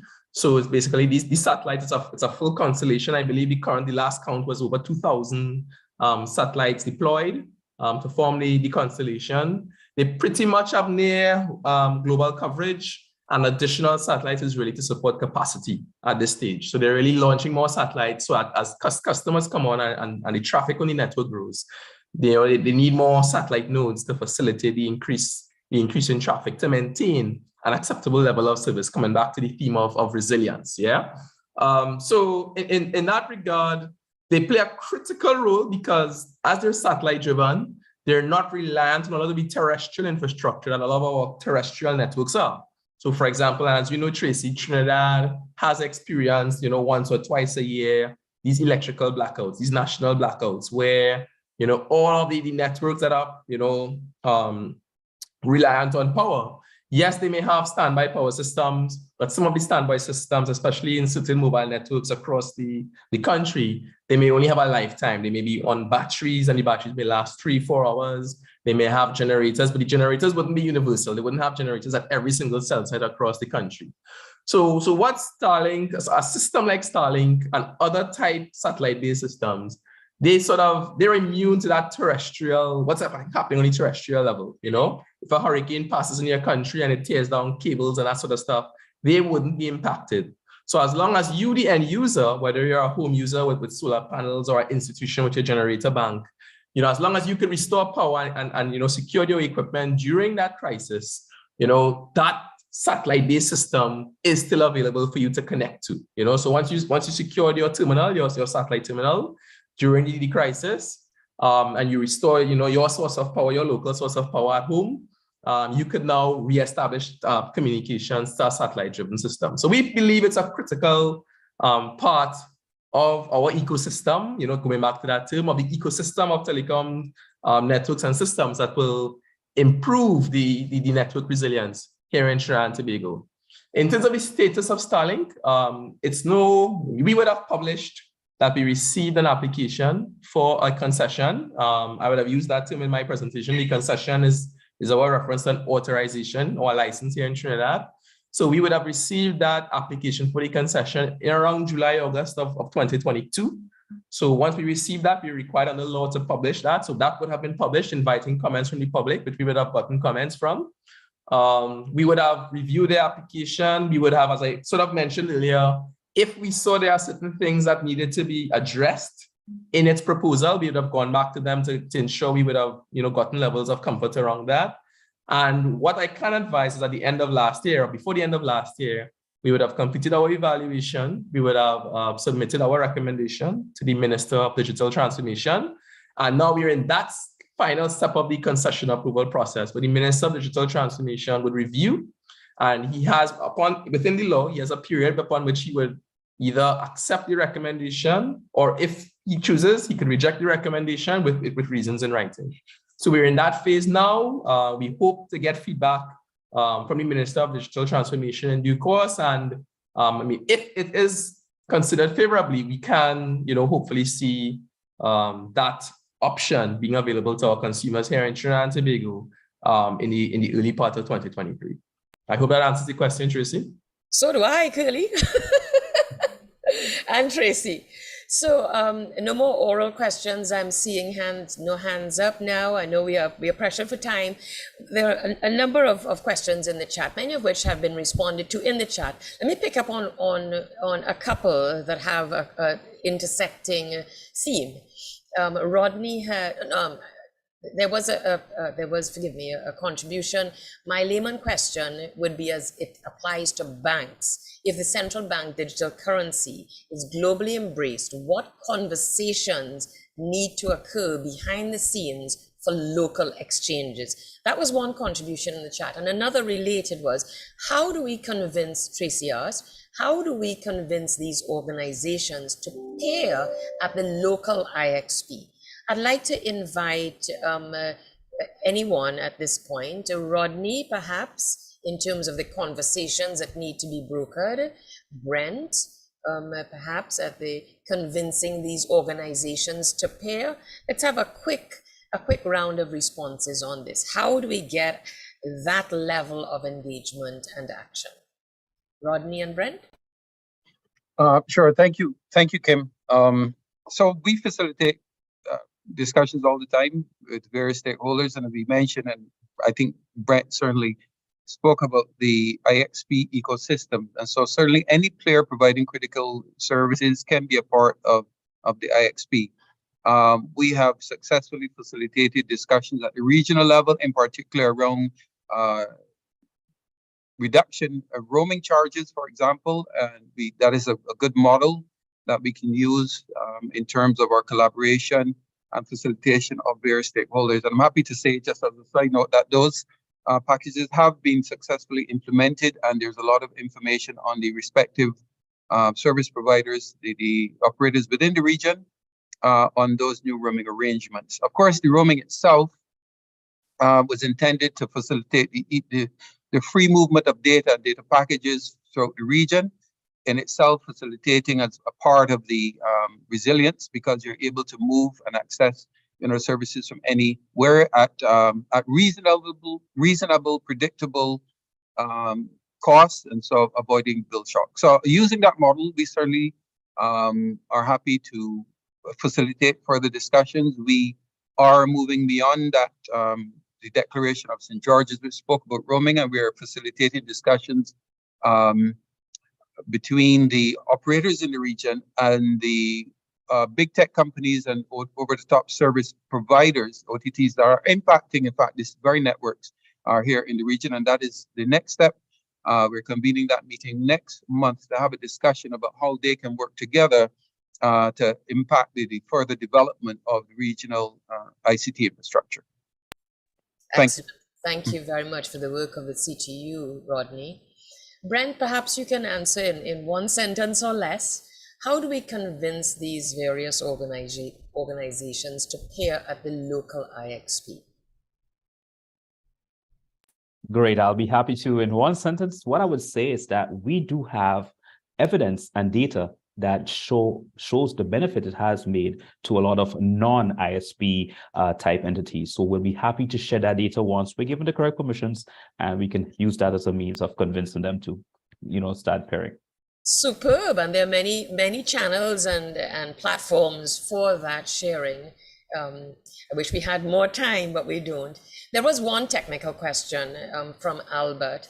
Brent's final slide made a passing reference to IPv6. How critical to Caribbean resilience is IPv6 capability at this time? Does the number of ASNs have anything to do with this? I'm going to come back to you, Brent, and ask if you can do another one-sentence response to this, please. Yes, IPv6 is really critical, especially when it comes to hosting global CDNs, because today, because of the efficiency of IPv6, their preference is to connect their caches and their caching servers with v6. So if you want to host those CDNs, you definitely have to have v6 readiness. Excellent. Thank you very much for that, Brent. And you see, it's all a tapestry of agents that actually get the message out there. So just before we wrap today, I'd like to ask each of the panelists who has connectivity today with us a final question. And that is, what other recommendations, because I know we have rushed you and there's so much more that each of you can contribute. So I'd just like to give you each an opportunity to share with us very briefly, what other recommendations do you have to bolster internet resilience in the Caribbean? Let's start where we left off. So we'll start with Bevel if he's online and with adequate connectivity. Bevel. If not, we will go to Rodney, and Bevel can come in if he has connectivity. I have connectivity, and I'm going to try to my video on as well. Thank you, Bevel. All right, tell me if you can see me. Good morning, everyone. Yep. And thanks again for the opportunity to share this. I think this has been a very, very useful panel discussion, given the context that we're in. My comment would actually be around the issue of coordination and collaboration. The CTU has been doing an incredible job in raising the energy levels around the region as it relates to commonly considering some of the critical issues around resilience. And I think it's a job that they spearhead well, but they can't do it alone. And so the other organizations, the other institutions, and the other governments across the region need to really get on board this common conversation. As I said in my presentation, the time now is to act. Resilience is important. Internet is important. Connectivity is important. but we still lack some fundamental metrics for determining just how important it is. And so as a first measure, efforts to assess, to measure, to survey the regional landscape, I think would be critical to making the next best, most informed decision. So I just want to put that on the table as one of the foundational next steps for all of the activities that we have discussed today. Thank you. Collaboration, coordination, action. Thank you. Bevel. Rodney, closing remarks. Yes, thank you very much again for the opportunity. And I will say, on a great day, on a wonderful, perfect day, nobody really thinks about internet resilience. Everything works. You know, what are we talking about? So, but the problem is every day is not the perfect day. We are living in a region that is vulnerable to disasters, in particular hurricanes. We have volcanic activity in some of our islands. And so it's important that from the infrastructure perspective, I would say that we also consider the hardening of the infrastructure, in particular terrestrial fiber systems. We can certainly consider it's costly, but we have to consider placing those cables underground as far as possible, because you know, overhead cables are particularly susceptible to damage in hurricanes, and therefore the hardening of that infrastructure by placing it underground is going to be very important, and certainly a long-term option. There are other mechanisms globally, like the Tampere Convention. I'd love to see our member states sign on to that. And again, on a wonderful day, fine, in the event of a disaster where everything is flattened. Hopefully there are the LEO satellites there to provide additional capacity. But the ability to bring equipment in quickly, effectively, efficiently to stand up critical services, to be able to provide internet access, because internet access itself will be a critical part of recovery and reporting on, you know, on where things are most are badly damaged and so on. So internet, being able to stand up in a quick and efficient manner after disaster is going to be important. So those two things I'll leave there, and perhaps hopefully can be on the agenda for the Caribbean Internet Resilience Task Force. Thank you.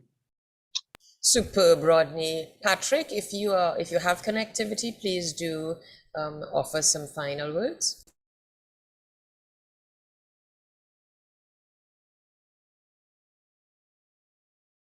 So if Patrick is not able to connect adequately, Brent, some final brief words? Thank you.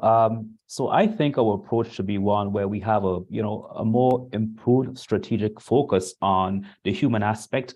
As we see, deploying internet exchanges in its technical sense, it's not that difficult. We have done it in the English-speaking Caribbean, the Dutch-speaking Caribbean, the French-speaking Caribbean. The challenge is sometimes getting persons to be convinced that they need to connect an IXP.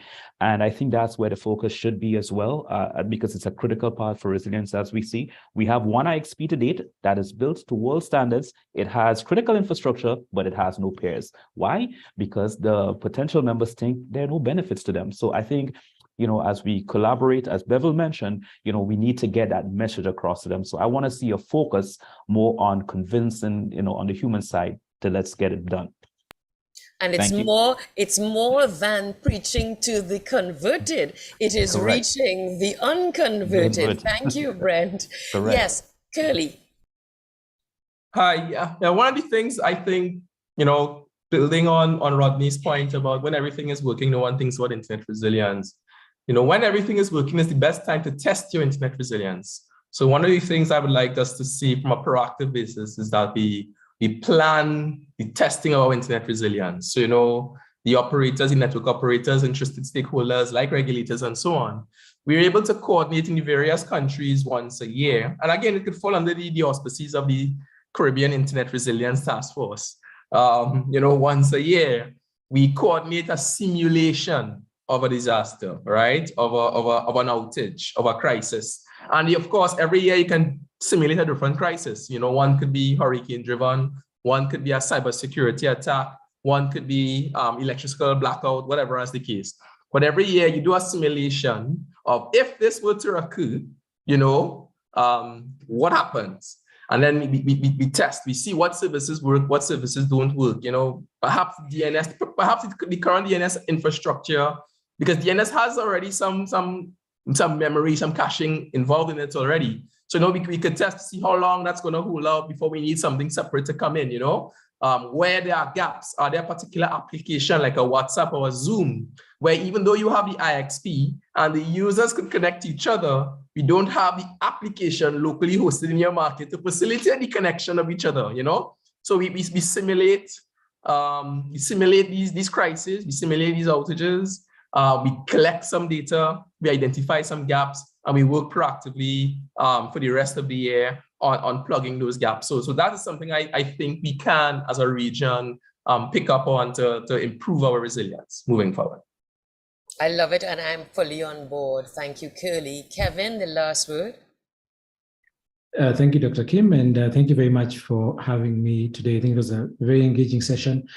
So I think my final thoughts, just to echo the comments of Brent, from our experience in Africa, the country with the highest resilience score, Internet Resilience Index score, is the country with the most internet exchange points, or IXPs.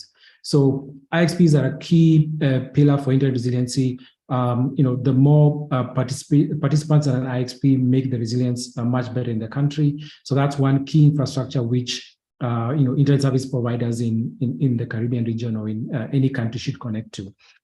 Resiliency is all about redundancy and backup. So more infrastructure by the internet service providers will significantly improve the resilience in a country. So even if the current ISPs, we've seen it a bit in the measurements we've carried in Africa, the countries that the ISPs have increased maybe cross-border connections or number of internet exchange points, or have deployed more telecom infrastructure, those have significantly improved the resilience. So I think that's the key thing, more backup, more infrastructure. There was a very good question about low Earth orbit satellites. What are they going to do? I think that's going to be one key factor in improving resiliency, because it'll mean, should something happen to the terrestrial infrastructure, there is a satellite option that will keep the connectivity going. And the same for internet services like DNS, email, and so on.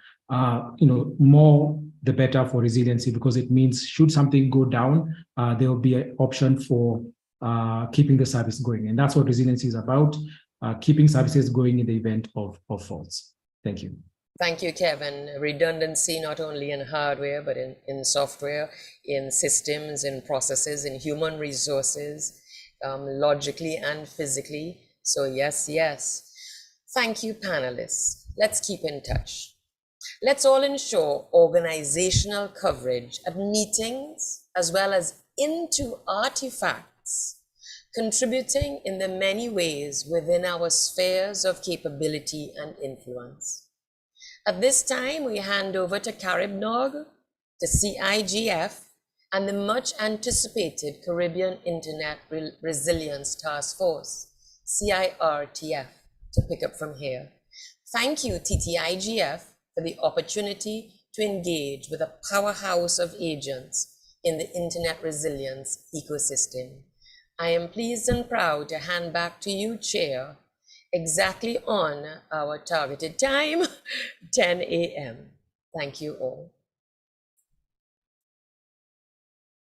Wow, this was certainly a most impactful presentation. Thank you so much, Kim, for expertly not only making up for 6 minutes, but guiding the deliberations here this morning. And what an amazing panel we had with diverse views. All, it was like I tried to get the analogy with this very impactful panel. All I could say, it was maybe a 7-point star. Everybody was really right on point and really addressed the issue of internet resilience. I would like to just now say that we have a 15-minute break, and we're going to be starting promptly at 10:15 a.m. Our taskmaster is Denise, and she's going to ensure that the next panel, which is Future-Proofing ICT in Education, starts very much on time. Thank you all. Take a little break, refresh yourselves, and be back with us. See you in 15 minutes.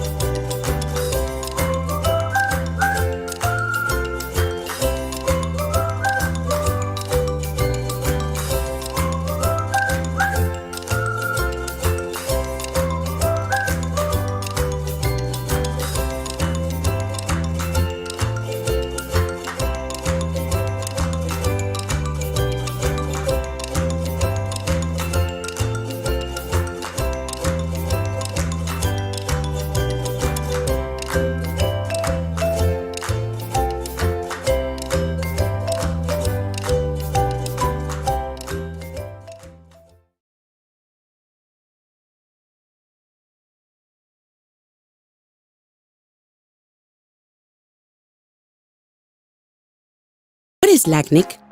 LACNIC is the Internet Address Registry for Latin America and the Caribbean, and one of the 5 existing regional Internet registries.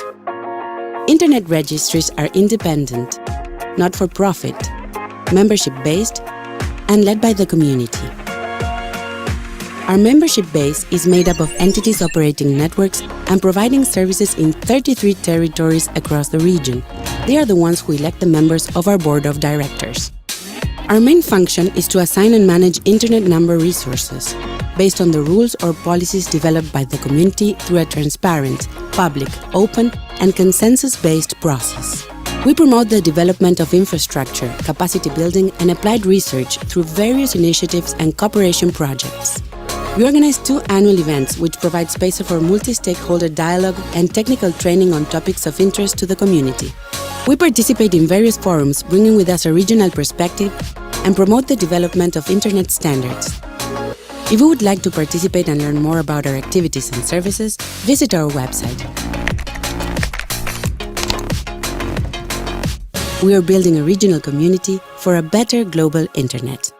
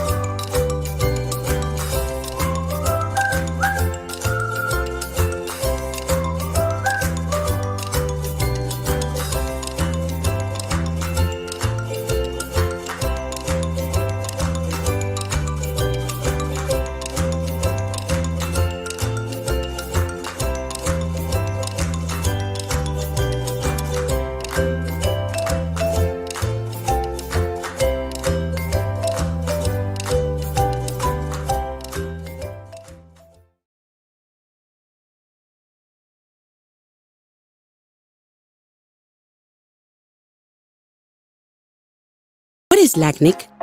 LACNIC is the Internet Address Registry for Latin America and the Caribbean, and one of the 5 existing regional Internet registries. Internet registries are independent, not-for-profit, membership-based, and led by the community. Our membership base is made up of entities operating networks and providing services in 33 territories across the region. They are the ones who elect the members of our board of directors. Our main function is to assign and manage Internet number resources based on the rules or policies developed by the community through a transparent, public, open, and consensus-based process. We promote the development of infrastructure, capacity building, and applied research through various initiatives and cooperation projects. We organize 2 annual events which provide space for multi-stakeholder dialogue and technical training on topics of interest to the community. We participate in various forums, bringing with us a regional perspective and promote the development of Internet standards. If you would like to participate and learn more about our activities and services, visit our website. We are building a regional community for a better global Internet.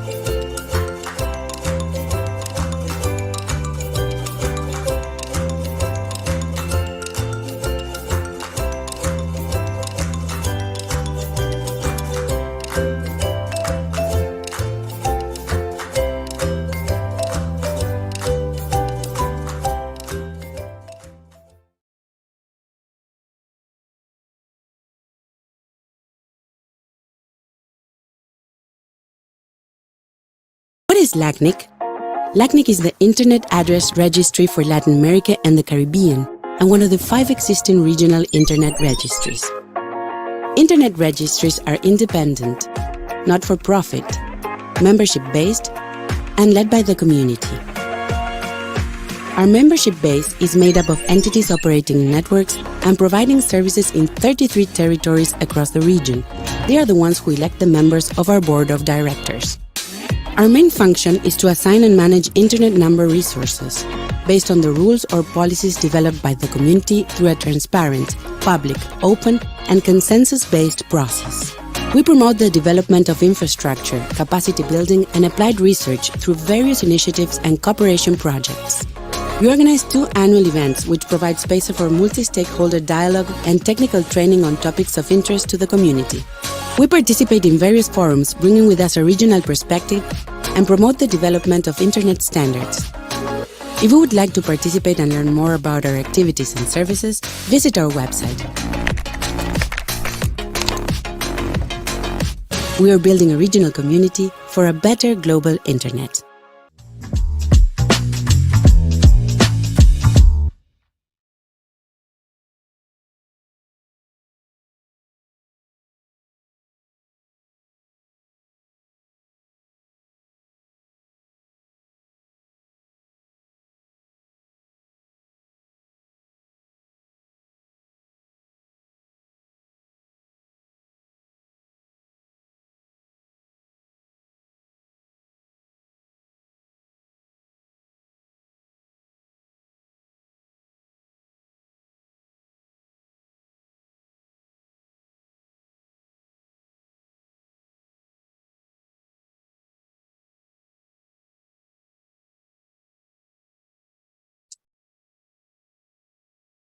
This is just the restart point.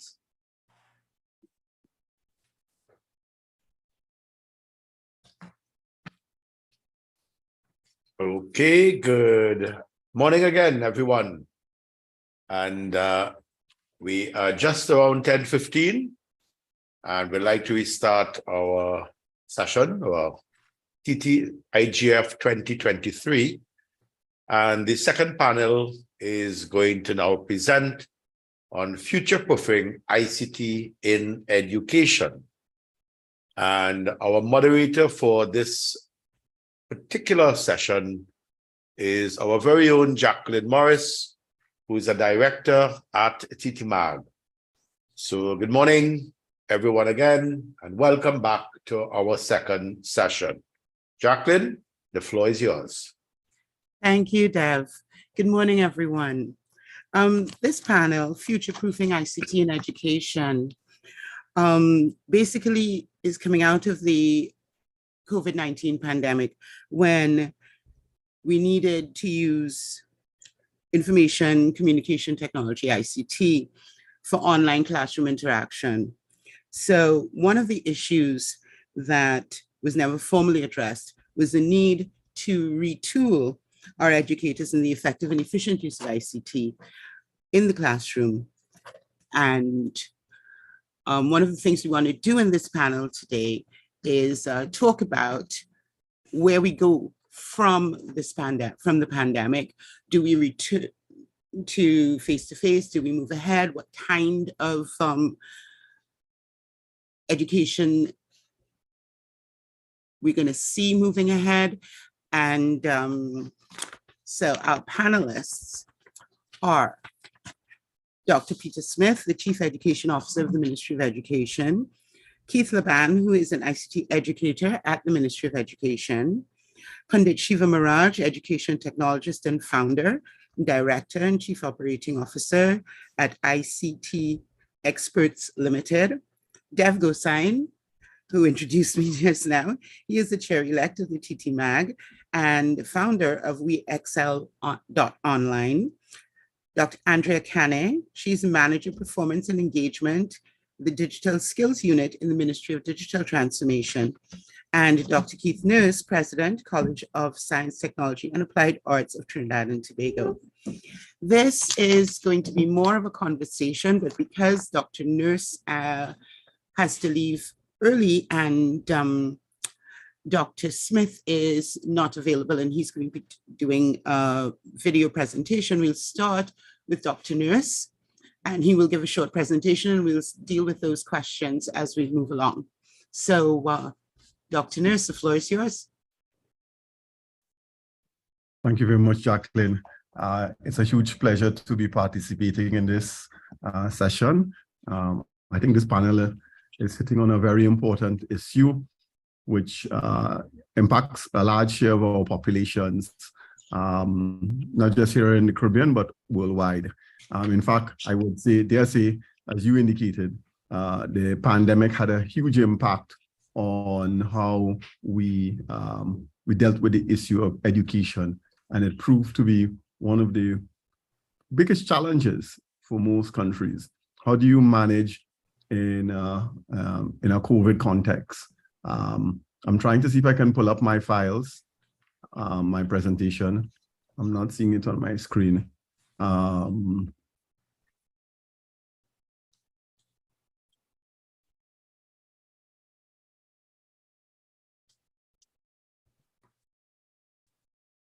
dear.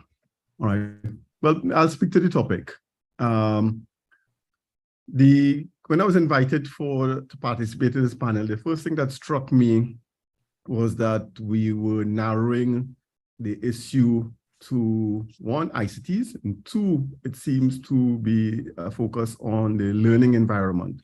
I would dare argue that we should be talking about digital transformation in the broadest sense of things, and also that we should be talking about how IC technologies and digital technologies more broadly are utilized outside of the classroom within the educational context, because they do have a telling impact on how our educational institutions are run and managed. So in that regard, I have three things that I wanted to get across. The first is that we need to be looking at the broad range of digital technologies as they apply. So that's everything from the Internet of Things to the role of social media, to the ways in which virtual reality is going to become a really big component of the educational landscape, and the list goes on. In fact, I think I'm speaking to the converted. And in fact, many of you who are participating in this probably have a better handle on these digital technologies than I do. My training is really Dr. Nurse, if you wish, would you like me to present for you? Yeah, if you could pull it up. I do. I have it up. I have it ready to present. So I'll present it now. Okay. All right, you can go ahead. It's presenting as we speak. Okay, right. So if you could flip to the first page, thank you.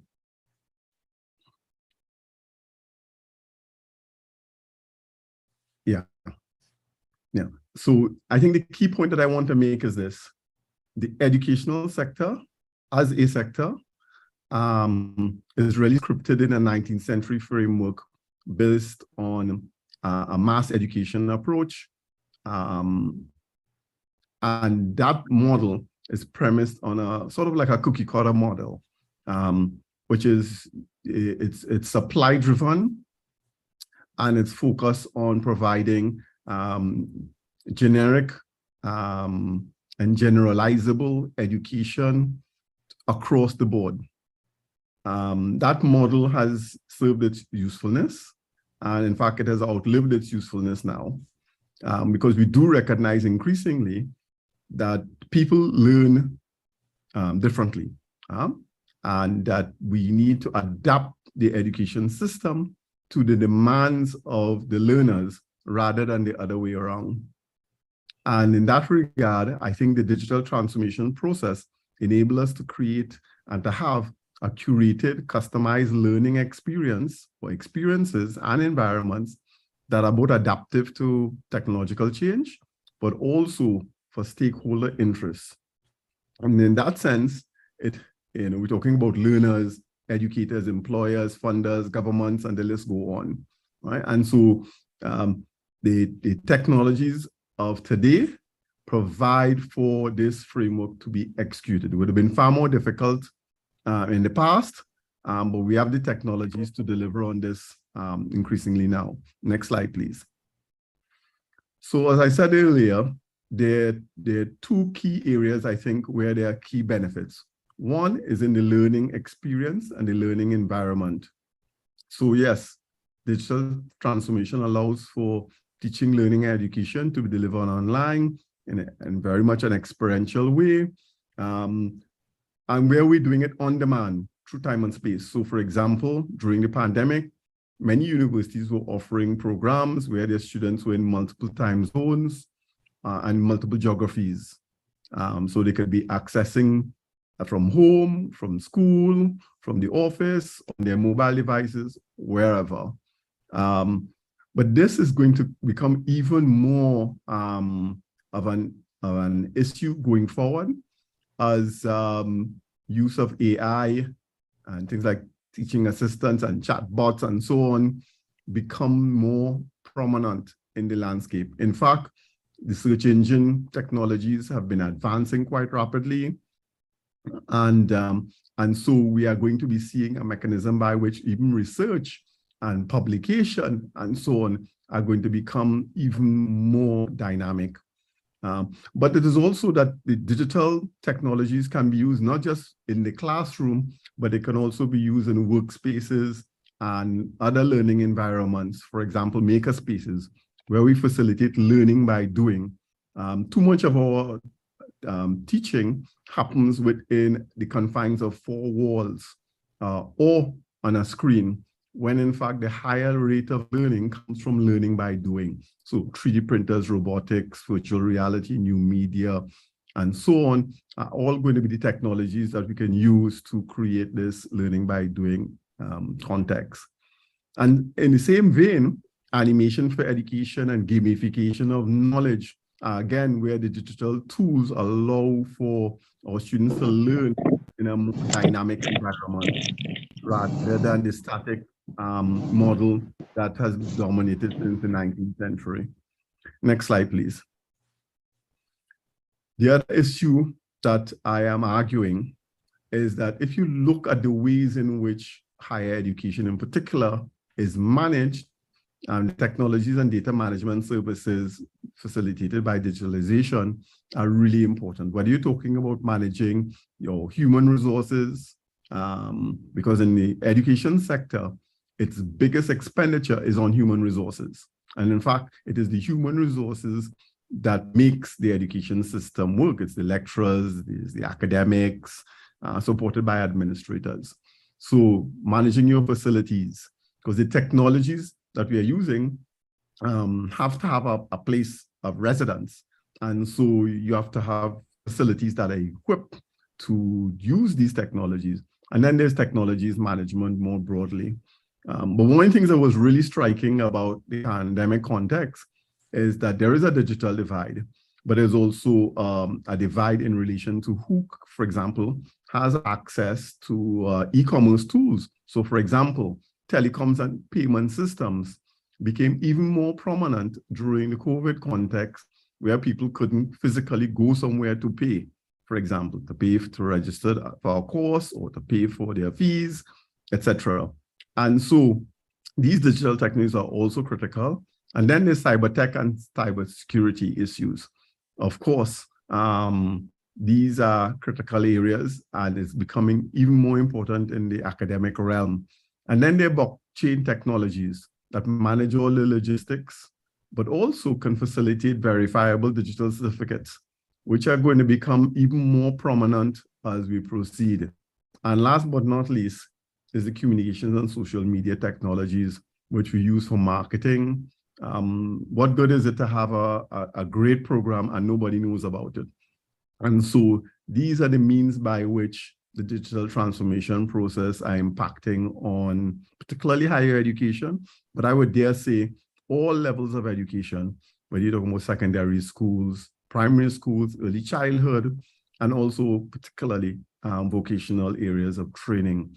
I'll end on that note. I know I don't have much time, and I apologize for not being able to stay on for the whole session this morning, but I'll try and catch up with the tape version of this as we proceed. Thank you very much. All the best to you. Thank you, Dr. Nurse. Do you have 2 minutes to talk about something that you had brought up with us previously, which is the economic benefit of educational content creation in the Caribbean? Because that's something that you work on a lot, and I've not seen much discussion about that. Okay. Yes. If you look at the data for the education sector, from a trade standpoint, the Caribbean is a major importer of content from North America and Europe in particular. Just if you look at the data on book imports, it runs into the hundreds of millions in the region. I mean, just Jamaica alone is close to $100 million US in imports. Trinidad and Tobago is close to $60 million US dollars. So these are sizable markets. The question is that arises now is, can we use the digital techniques to produce indigenous or culturally relevant content and have it within our schools systems, but also then export it to other regions? So for example, issues relating to small island developing states, or issues relating to populations that are Afro-descendant or Indo-descendant. There is a niche that is globally available to us. And if we utilize animation, gamification, and so on, we could well export those outputs, digitally generated outputs, globally. And so we are no longer restricted to the domestic market or the regional market, which are really shrinking. If you look at the demographics for the Caribbean, particularly the English-speaking Caribbean, our population is not only aging, it's also shrinking. So by 2050, there will be 1 million less people in the English-speaking Caribbean. And that market means that our educational establishment as currently configured will become completely unsustainable, because we'll have more plant, we have learners or a market. And so this is really a critical issue that you've just asked me to jump in on. Thank you very much for that, Jacqueline. Thank you. Okay, what I'd like to do is go through some of the questions that we have, and then show the video of Dr. Smith, if that's okay with the technical people. Yeah? Okay, so my first question is, during the pandemic, ICT was vital to enabling education during lockdown, but it seems as if a lot of people were just using it as a stopgap and they're ready to dive back into the face-to-face.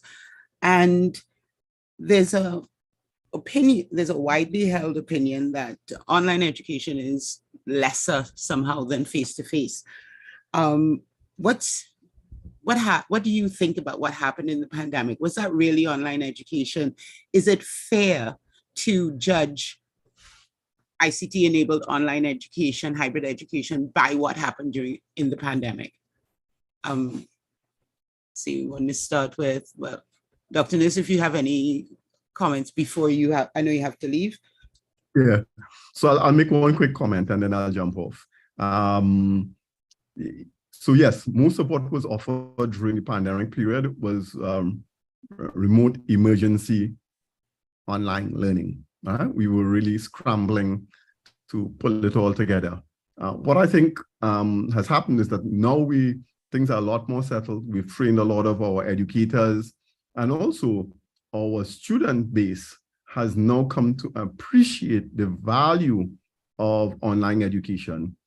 It has its strengths and it has its weaknesses, like in any other format. The key strength, though, is that it offers people to learn wherever, whenever, and able to access the content on demand, meaning that they can access it late at night, they could look at it 10 times, whereas in a face-to-face environment, you either get it that one time or you didn't, all right? And so what we need to be doing is finding the way, what I call the sweet spot. What's the sweet spot for online digital education? And what's the sweet spot for face-to-face? So face-to-face is effective if it's in a workshop, if it's learning by doing, etc. But if it's purely theoretical, where you are just, a teacher is just in front of the classroom, a lot of that can be better enabled digitally. And so we already know that people learn only about 25–30% of what they hear in the classroom. So it's very inefficient. And we already know that they learn closer to 80% of what they do. And so learning by doing is where the real growth in educational performance is to happen. So COVID or no COVID, all right, the train has left the station. and we won't be returning to the good old days because it's far less effective. And so we should be thinking of what is the right mix. It's not either or. It's really what is the right mix and what is sweet spot. Where is it most effective? So I'll leave you on that note, and thank you very much for inviting me to participate. All the best to you all and rest of the panelists. Okay, bye-bye. Take care. Thank you. Bye. So Dev, what do you think? You were principal at Naparima. Could you give us your opinion on what happened then and what's going on now? Okay, thanks, Jacqueline, and good morning again, everyone. I know I did not introduce myself earlier, and thanks to Jacqueline, she did. Dev Hussain, Director at TTIMAG. And I think Keith is very correct, and I love that opening question, Jacqueline. What we had when the Prime Minister announced the closure of schools on the 15th of March 2020, come the 16th of March, which is a Monday, 2020, what we had was a crazy knee-jerk reaction to the closure of schools, okay?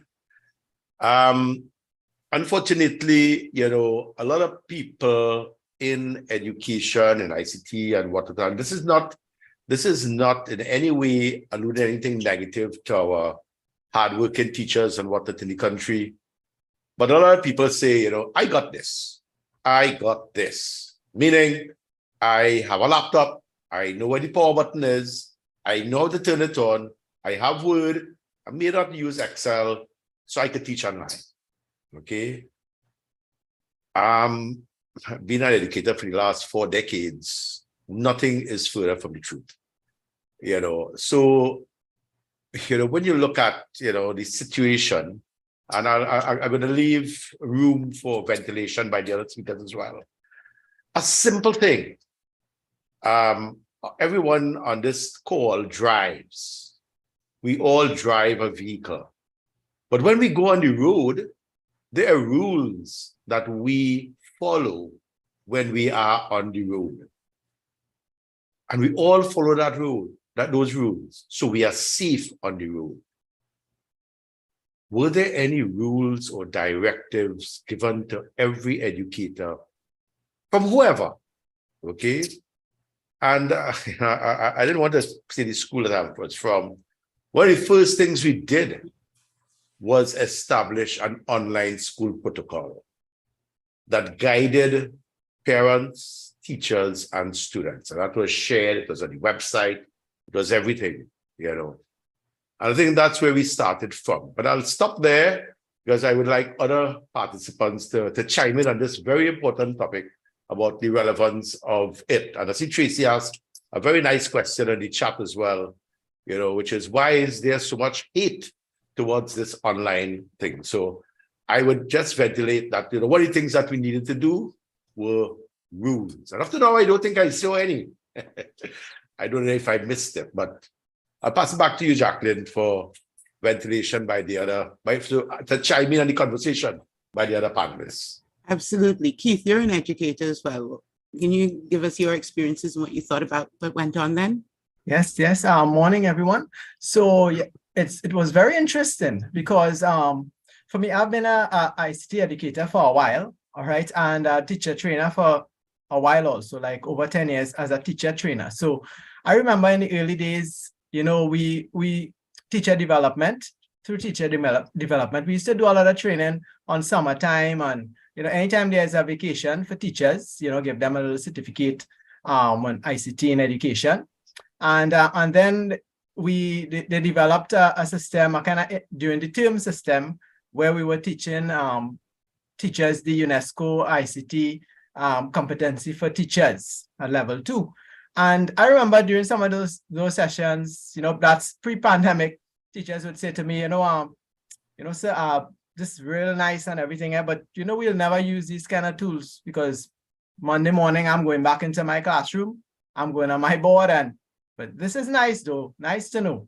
All right, and then the pandemic came, and I remember I got getting messages from some teachers saying, we really appreciate how we went through some of these things, learning how to use learning management systems, how to do certain things online, doing online assessments. You know, so for some teachers who were prepared, it really helped them out. You know, some of the initial training, you know, training did not span a large area. In fact, it was mostly concentrated within the secondary school area, secondary school teachers. And for those, you know, some were prepared. So when you see that COVID hit, some teachers, like, for example, in my school in Trinity East, some teachers who were using Edmodo, well, platform no longer around now, but by the Monday morning were online with their students, you know, didn't lose any time at all. But then again, in other schools, I know some teachers, they just didn't know how to get it together, and they ended up, some even probably even didn't rejoin till the following academic year, you know. So it was interesting. I think a lot of teachers, especially the ones who weren't prepared at all, they were the ones who had the negative feedback about, you know, this online thing, I can't do it. How I doing this thing? Ministry not giving me equipment. I don't have a laptop. All right. But those who were prepared, I think they had a good experience with it. So the thing is, we have to ensure that in the future, we can make more people prepared first. That's just my view. So your main thing is we needed the human resources to be able to do this properly. Yeah. Shiva, you want to give us your thoughts? Hi, good morning, everyone. Sure. As an educator myself, you know, comparing pre and post pandemic, I think many of the issues or the real issues when it comes down to quality education are much like the same. And I say so for the example of when we are a teacher, you go through teacher education, you always learn that you must never be the sage on the stage. I know some educators would know that term, the sage on the stage, where, you know, you just stand in front of the class and disseminate information. And we saw with the pandemic, a lot of teachers just replacing the sage on the stage using the technology, especially with the synchronous and so forth, where they just come on and they disseminate. But in the real thing that we are supposed to do as educators is to make it more interactive. And so by so doing, we need our teachers, we see there's a need for our teachers especially to be well trained, and there's a difference in training and education, which we may expand on later, trained in the use of tools, not only the digital tools, but also their teaching tools in class as well. No formal training actually goes on in that for them, how to use their tools to make their classes more engaging, which is the real key to any quality education. That's all I'll say for now, and we'll develop as we go along. Great. Andre, you are not in the traditional education schools-based learning. You're working more with the general public and getting them trained digitally. And as Shiva was talking about the difference between school education in schools and training. What do you think? Okay, well, thanks for inviting me here as a member of the Ministry of Digital Transformation. I've been an educator for over 20 years, so now I'm sitting on the other side. Mm-hmm. I just want to give a quick background about our ministry because it's relatively new. We started in 2021, July 2021, and the pandemic sort of showed or forced the issue, why it was so important to create a ministry like this, right? Now, our mandate is to address the end-to-end consumption and delivery of goods and services to customers using appropriate digital technology. So you're correct. We're not just looking at teachers or students or administrators. We're looking at the citizenry of Trinidad and Tobago. We have three arms of this government. We have digital society, digital economy, and digital government. I sit in digital society. My specific focus is digital skills. And what we're doing is developing citizens so they are capable participants as well as future contributors to the economy and to Trinidad and Tobago. With respect to the change to the online environment, it was reactionary at that point in time because of the pandemic. But what we are doing is building capacity. We are partnering ministry. So we're working with institutions to build their capacity. So if we have to go with the blended approach or the hybrid approach or purely online, we're ready for it. Not just the people within the schools, but the citizens in general. So a grandparent could help a child with homework, or parent could help their children, right? So what we're doing is equipping everyone, upskilling, as well as creating creators so that we could build the needs of this nation or this country.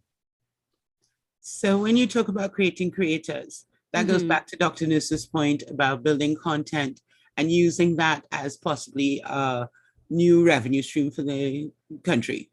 Exactly. So education is no longer just the second largest expenditure in the budget, but it's more of it balances more, it's more of an income generator as well. Right, so that we could actually contribute to the GDP of the country. So what we're doing is looking at developers, looking at the citizen who needs the basic literacy skills, but we also sort of enhancing the skills of our developers and showing them that, you know, it's not just about doing the work that you're doing, but you could actually create content. You could design solutions for the country. You could design it regionally, internationally. And what we want to do is get our people focused and ready to contribute. Great, thank you. Following up on that, we've talked about online education. Some of us have already started talking about the value of ICT in education, especially online learning. But are there benefits to different ways of online learning versus face-to-face? Because, you know, we've got online, we've got hybrid, we've got self-paced, synchronous, asynchronous. There's so many ways to do online learning. And as Tracy had said in the chat, there's a lot of hate for it. And do you see any ways that are better, more applicable in certain areas that you work in? And also, are there negatives? I know who would like to start. You want to start with Shiva? Do you want to go first this time? Sure, no problem. So if we are looking at, we're looking at the way forward here, as we're looking at the future, we have to understand that when it comes to technology, the only constant is change, because technology is evolving constantly. And when we look at education, we have to find ways to include that sort of education with regards to technology to be embedded in our education system, so that we will be creating, as Andrea highlighted there, the citizens of tomorrow will be these digital citizens. But at the moment, we have to find ways, just as other parts of the world are including these things like digital citizenship and digital literacy. They are embedding it in their education system from as early as the primary, straight up, right? So that by the end of it, they would, and I know I recently had the opportunity of working with Cambridge, with the Cambridge Primary Computing, and last year we completed 6 series of books. And we not only did books for children, workbooks, we also did teacher guides, because we knew for a fact that around the world, not every teacher would have the skills to implement or to teach the computing to students. And so that was catered for. And so I think we need to look at some of these things when we want to future-proof in including this type of training from a very early age, so that we will be producing those digitally competent citizens of tomorrow. Great. Dev, you have I remember you talking about some practical experiences that you've had about these. Do you want to share those with us? Yeah, sure.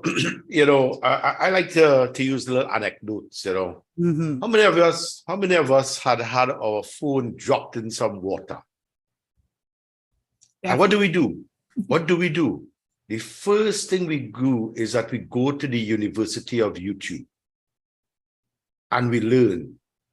Okay? They never taught us that in school. They never taught us that in university.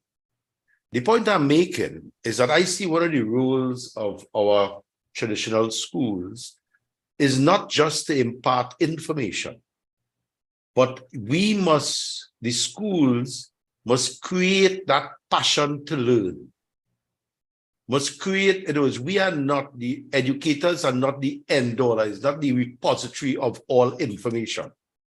If you think you are, then you have just put yourself a notch above the internet. You have just said that I am smarter than the internet. Why not train our students to use the available tools? Infuse that passion to want to learn. I remember I had a conversation with I was actually going for an interview for the role of leadership in the school, Teaching Service Commission. And they asked me, the first question was, Mr. Gosain, what is your vision for education? And I said, that's a very, very interesting question. But before I answer, I want to ask you all a rhetorical question. Who says that students must go to school at 8 a.m. and leave at 2:30 p.m.? Is it one of you all on this panel? Is it somebody, some technocrat who was in the Ministry of Education 20 years ago? Is it the Minister of Education or was it God? Okay. The fact is that I believe that learning could take place anywhere and anytime. And this is the thrust of ICT, of future-proofing our ICT in education. We have to infuse that passion. And Tracy asked a nice question, why is there so much hate? We have to show people out there, educators and students alike, that listen, ICT is our friend. ICT is a tool that we use all the time. Your phone drop in water, use ICT to solve the problem. Okay, so this is just the practical approach that I would suggest that we use. Just to give you a little backdrop, based to answer your question, the context that you asked, Jacqueline. In 2015, we had converted. I was leading a team to transform Naparima College into a smart school. We have Wi-Fi throughout. We have redundancy in internet. We have redundancy and so on. So when the pandemic hit in 2020, we were ready. We had LMSs, we had teachers were trained, students were trained to use it. You already had the ID numbers and all that sort of stuff. But the fact of the matter is that, again, we're in this trust of infusing that passion to want to learn. And I think I see Talia's hand up, so I'll give it to her. Jacqueline, over to you. Sure. Talia, you have a question? More of a comment. Across the board, in all aspects of civil society work, we have recognized the Ministry of Education is not being transformative. And we need to act on that, because more and more I hear from teachers, other nonprofits that try to go into the schools, even advancing the infrastructure of the school to allow for better use of digital tools. It is very, how to put this? I wouldn't say selective, but it's, it's more of if the school has the autonomy to do it through, if it's a denominational school, or they have a more, they have access to more funding than anything that the ministry is budgeting for. So the transformation has to happen from the leadership of the MOE, and that seems to be stagnated. And there are a number of incidents I hear about at plenty schools. One is at Brazil High School, where the ICT person at the school was doing stuff on their own, and then they get moved around, and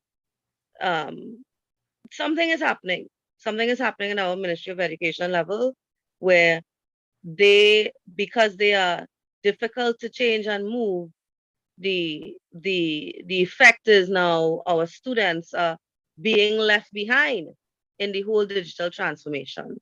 And it's not fair that some schools may have the ability to do it just because of other types of resources that they have access to. So we need new leadership at the MOE. Thank you. Unfortunately, Dr. Smith isn't here to respond to that. but he does bring up some of those points in his presentation, which we'll get to just a bit. Keith, a lot of people have spoken about the need for teacher education. And as a teacher educator yourself, let's get your perspective on that.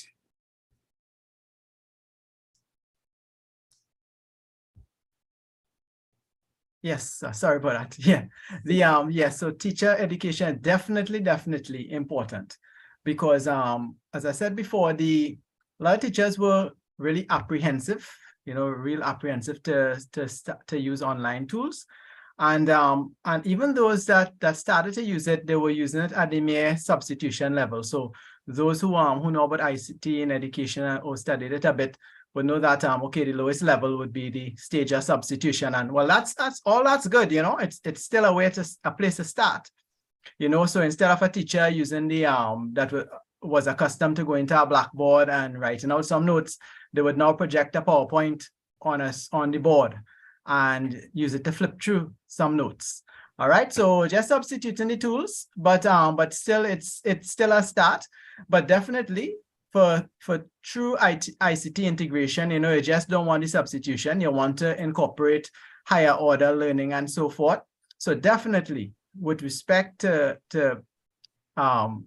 achieve that with students, we definitely need some teacher education, especially into the different models, because not just the chalk and talk pedagogical model. You want the model where, like, for example, project-based learning, where students could go now and create a little animation, create a comic, do something using ICT and some kind of ICT tool, make a video, make an animation. And that's the kind of level that, you would like to get at. So in addition to being more exciting for the students and, less classroom management, a teacher would realize that they would have a lot less issues in the classroom by using such exciting tools. But the overall outcome with respect to getting higher order learning there, rather than just knowledge or remembering something, being able to apply the knowledge, you'll be able to do that using ICT. So definitely that's the area where we need to get into, not just merely, well, granted that some teachers also need to know how to actually use a computer, and we need to, unfortunately, we need to span it. We need to span it from that level right up to the level of the competent teacher to be able to use some form of advanced tools. So do we think, and I'll ask you, Shiva, to come in after Keith, do you think that we need to overhaul the teacher training aspect that we're doing? Because we've got teacher training, teacher education, bachelor's in education at UTT, University of the Southern Caribbean, UE, across the board. We've got a lot of education and training for teachers, but somehow this isn't happening in the schools. Do you think we need to overhaul the training and make sure that it's more future focused? Well, I've seen some of the courses and so forth in some of these training in these degrees and postgraduate programs and so forth, and they are trying to infuse the ICT.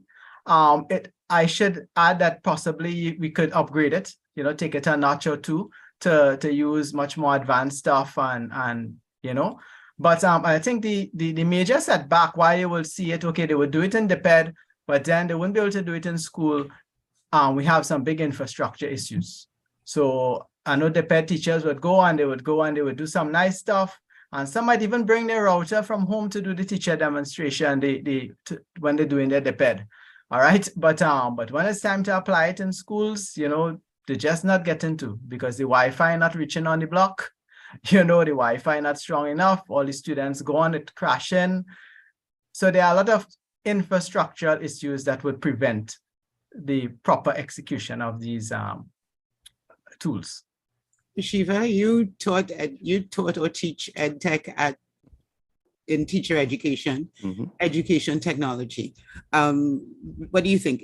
Are the classes suitable for purpose? Right. Do they really bring them to the point of being able to choose and determine what we're going to do online to help the students learn better and easier? All right, so I could speak on this point from both a student's perspective, because I was one of the first batches for the bachelor's in education at UTT, as well as being a teacher educator at UTT as well. So when as a student, we only had one educational technology course out of the many, right? And that was just like a basic introduction to educational technology and the uses of it. So I actually lecture at the master's level, where there's a full-blown educational technology master's. And one of the things coming out of the pandemic, actually, some of my students from the cohorts, they actually started reaching out to me because I taught internet technology development, which is exactly hands-on how to use the internet technologies to teach. And they reached out to me to say, we are so grateful for having done that master's and for having done that choosing that particular path, which included the internet technology development, because it really assisted them. This is why I said it, and this is from the education aspect of it. However, as Keith just highlighted, and Dev also highlights from time to time, a lot of training in the actual technical aspects needs to be done with these teachers as well, because I remember Dev in our meeting before made the example of knowing how far you are from your router or where to place your router in your house. These are simple things that can make a big difference with the impact. So we have to look at both. That's why I say we have to look both at the education, which will prepare you to continue learning, and the training for the specific implementations that we need to have. So we definitely need to rehaul the teacher education aspects of it. Thank you. Great, thanks. Let me just ask for a I think this would be a good time to get the presentation from Dr. Smith, if that's possible. Can I say one thing before the presentation? Yeah, I want to just chime in on the question of the approach to education. If we're going to go purely online, or if you're going to go with a hybrid, what is the best approach? And each learner is so different that we have to cater for the face-to-face. We have to cater for like a meet and greet. So something that we're doing at the ministry, yes, we are looking at partnering with others for the learning management system, but we also have access centers where the public could go into an access center. They sprinkle throughout the different communities in Trinidad, and they will sit with you to show you how to access your information. They will show you how to probably do resumes and print. So the future proofing is not just about preparing the technology and having people find a way to use it. We're going to show you how as well. We're going to do some hand holding so that people will be better able to support their own, their family, or students could go in and ask questions. Right? We're also partnering with people like NIHUS, or YTEP that have innovation spaces. And that is part of the learning that you mentioned. Sometimes we have to do, not just read. Absolutely. There are a lot of different ways of learning. So thank you. I am Dr. Peter Smith, Chief Education Officer of the Ministry of Education. I will be presenting on the challenges in sustaining the use and application of ICT in education and possible solutions. The last 2 years have been a testament to the importance of technology in education, particularly during the height of the pandemic. The sudden shift to online learning highlighted both the opportunities and challenges of using ICT in education in Trinidad and Tobago.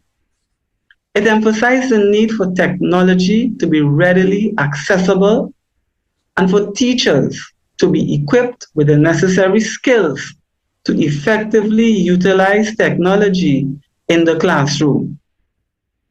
We are now entering the 4th industrial revolution. The technology is rapidly advancing and changing the way we live, work, and communicate. Thus, it is crucial that we invest in ICT to ensure that our students are prepared for the future workforce. To make this happen, we need to take several steps. 1. Bridge the digital divide. This means providing devices and internet access to students who do not have access to these resources. This digital divide exacerbates existing inequalities and puts students at a disadvantage when it comes to the education and future opportunities. This is why the ministry is committed to bridging this divide by investing in infrastructure and resources to ensure all students have access to the internet and technology they need to succeed.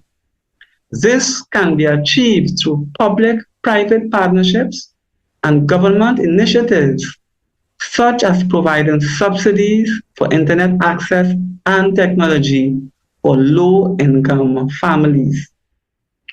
2. Provide teachers with training and support.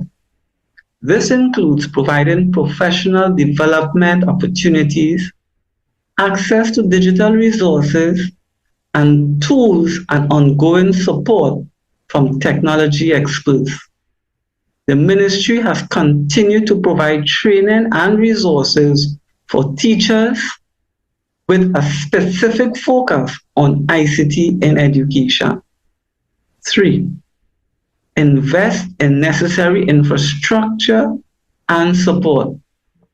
This includes investing in high-speed internet, upgrading hardware and software, and providing technical support for both students and teachers. This is particularly essential in rural and remote areas where connectivity is limited.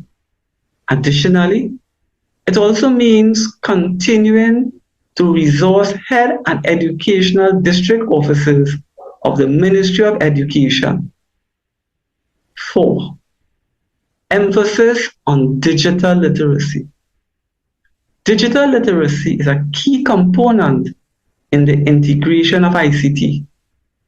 It includes the ability to use and understand digital technology, including the internet, social media, and other digital tools. It is essential to empower students, teachers, and parents and other employees of the Ministry of Education with the knowledge and skills to be able to use technology effectively in their daily lives. 5. Addressing cybersecurity. With the increasing use of technology in education, it's important to consider the cybersecurity risks and threats that come with it. This includes ensuring the security and privacy of student data, protecting it against hacking and phishing attempts, and educating students on safe and responsible online behavior. This requires collaboration between government, private sector, and schools to implement policies and protocols that ensure the security of education and its users. In conclusion, the integration of ICT in education presents many opportunities and challenges, but with the right investments, training, and support, we can ensure that our students are well equipped to succeed in a digital world. Thank you very much.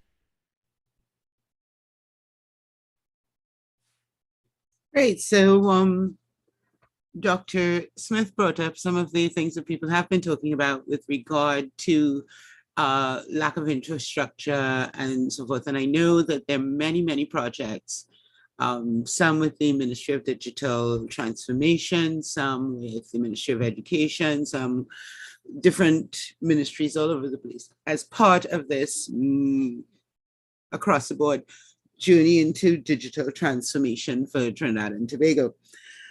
But now you know pretty much where we are. Yes, there is a lack of a lot of things that that will allow us all to participate on a fair and equal level in digital education and training and benefiting from the digital society. But assuming that we got those sorted, what do you think? What is your vision or your preferred vision of the future of education in Trinidad and Tobago, education and training? What do you think it'll look like? Andrea, do you want to start this time? Okay, sure. Yeah. I see like all levels participating in education and training. So training is not just the textbook words, but bringing it to light. So having young students using basic programming languages from, the start, not just when it's time for like CSEC or CAPE. It will be a new language that we're going to be speaking, and everyone is going to be included. So you have the people who actually in the educational stream and the people looking on in terms of the citizens who are not going through some sort of formal education. They too will be able to participate. The good thing about the ministry is that we partner. We're not trying to reinvent the wheel or have our own thing, because you mentioned a whole set of ministries doing different things. What we're looking at is creating a platform that is integrated, where we could support other people in terms of their ideas and in terms of, getting everyone on board. So I see the future where we all participating in some way or the other. Yes, some will be consuming in terms of learning how to use the systems, because right now the hate that people are speaking about in the chat, a lot of that is fear-based. So getting people on board to participate, and then for sure we create. We're not just going to be consuming other people's technology, we create. Dr. Nurse mentioned that indigenous software and programs that represent us, we could create that, as well as we could create for a global society.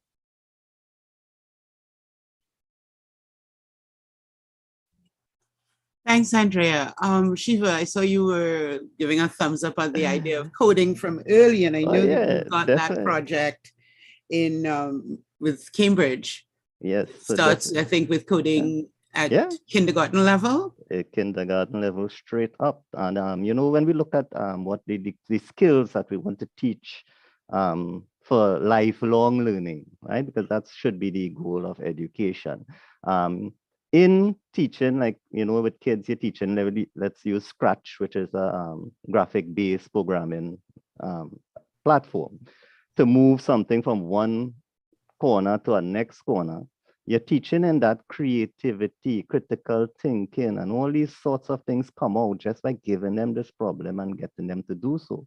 But, I also want to mention that we hear a lot of it being blamed on the lack of infrastructure. And I would like to disagree with that, because I don't know if Dev Tilak Singh is on here, but if he remembered, 20 years ago, we did something, computers in school, where we took, computers that were discarded, and we took Linux terminal server and we set it up in schools, and we had caching of websites on a local server that was used. Like 20 years ago, we talked about when we had dial-up internet. We downloaded websites onto our local server and had kids come in, and just the experience of getting online and surfing without internet. So we can't blame infrastructure for everything. Yes, a lot more can be accomplished if we have the proper infrastructure, like the bandwidth and so on, for the video content and all that. But there's a lot that we could do with the resources or the situations that we do have. So that's one point I want to make, that we should have, a good educator or a well-trained educator put in a classroom would be able to use, as in normal teaching, whatever resources they have to really meet their students. And I think that is a skill that we should try to, like, for example, making a chart. When we are teacher educators, they tell you make charts to teach a lesson, but nobody went and sit down with you and tell you, well, you have to border the chart and you have to write in a certain way, or, nobody taught you that. So these are the kinds of things that we need to maybe pay more attention to make sure we get it right, or the way that we want it, to have these sorts of training to supplement the education of our educators. And Dev, do you want to weigh in now? You need to unmute. You're muted. Yeah, I just said I'll just type it up something else. Just skip me for a minute. I'll come back after the next person. Just want to finish Sure, up no this thing. problem. Keith? Thanks. Sorry, Jacqueline. Keith? Okay, yes. So I would go back to training, and I would heavily go on infrastructure. I would continue to harp on infrastructure, because I'm telling you, it's not a guess, I am involved with teachers in many low performance schools, and I'm telling you, when you don't have a plug that is working, you don't have electrical connection, right? And you don't have lights that working, far more for Wi-Fi, no matter how good the training is, you could have you could take how many old computers you want or whatever it is. I would still say you need to have the training, all right? Because we need to have the teachers trained and be able to use the tools and be able to get excited about it. But it's like trying to hammer a nail with your hand, it's even though how creative the teacher could be, there's just the point, you would reach a point where, okay, look, I need internet, I need some electricity to power my systems, I need some form of infrastructure. And you're telling me no infrastructure, that will just turn off teachers at the get-go. All right. And I've seen that, and I know that for a fact. All right, it's not a guess. I know of the challenges of the infrastructure. So that's just what I have to say. Dev? All right, yes. Yeah, I'm ready. Yeah, actually, my thought was elsewhere. So sorry about that. Okay, two things I want to touch on. And it's a good thing Keith came in just before me, because infrastructure, I understand that is very necessary. But as an educator, you realize that there are the haves and the have-nots. Okay? There are the haves who have the best infrastructure and they can stay connected and whatnot. But the geography of Trinidad and Tobago sometimes does not allow everybody that level of connectivity. And, I'll just preface what I'm saying. So I'm teaching a class, and I realize a certain student is dropping out frequently. So the first thing I do, I go through a technical program with all my students about, Wi-Fi and all this kind of nice stuff. I said, do a speed test somewhere and private message me on the chat. And you will see, listen to this, 120 kilobytes per second, not mega, kilo, And then it dawns on me that, some of these places, the connectivity is low or whatever. So I decided, I said, so why don't you go to some other service? They said, well, we don't have that here where I live. This is all we have. And then I realized that my role is not just to educate. So I have gone to some of the providers, and let me state abundantly clear that I get no remuneration for making these comments. But there's one company that first impressed me, a company called Airlink, that actually offered a student plan for 120 TT a month. Okay. And then I haven't taught quite a few of the big ups in Digicel. I had a meeting with Digicel as well. And I said, listen, I was reading a business survey, and they were analyzing companies that really made it through COVID-19. And they realized that there were two characteristics of these companies that caused them to survive the pandemic. One is agility, or I should say creativity, and two is agility. I say, you all have students suffering for internet. Nobody in your organization ever thought it wise to come up with a plan for students. Well, fortunately, within a month to a month and a half, they responded with a student plan. At $100 or $99, the student has access. And what is the nice thing about it is that all the online learning platforms, Zoom, Google Meet, Teams, they're all 0 rated. So you get 2 gigs of data per day, But if you're on Zoom for the whole day, you will end up with your 2 gigs of data. It's not drawn down. So this is the kind of things that you have to do as educators. Try to rally for the people who sometimes don't have a voice to rally for. I had 2 points, that was the first one, but I talked too much on this one. So I think I'll have to come back on this one. Oh yes, I just remembered. On the chat, there's a lot of information about ChatGPT and artificial intelligence. So I think we need to probably look at that, and it's something that we need to address as educators. Are we going to be replaced in the future? Actually, Jacqueline? Dev, Over to you, Jacqueline. Actually, Dev, that was where I was going to go next with regard to the use of AI and some of the fear that Andrea spoke about, because people ban things because they're not ready. They don't see the potential. For example, people are saying, oh, well, we can't mark an essay because we don't know if it was an AI that created the essay. I'm like, yeah, you can. What is the important part of writing an essay?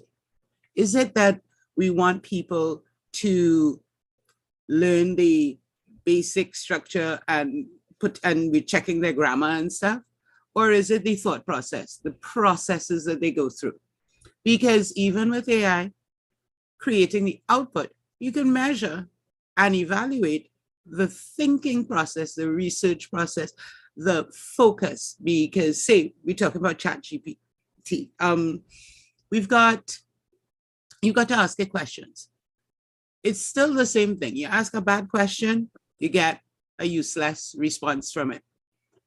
So the way that students can research to find out the best questions to ask and narrow down their questioning to create a really good request that will give them a good response is something that I think is far more useful.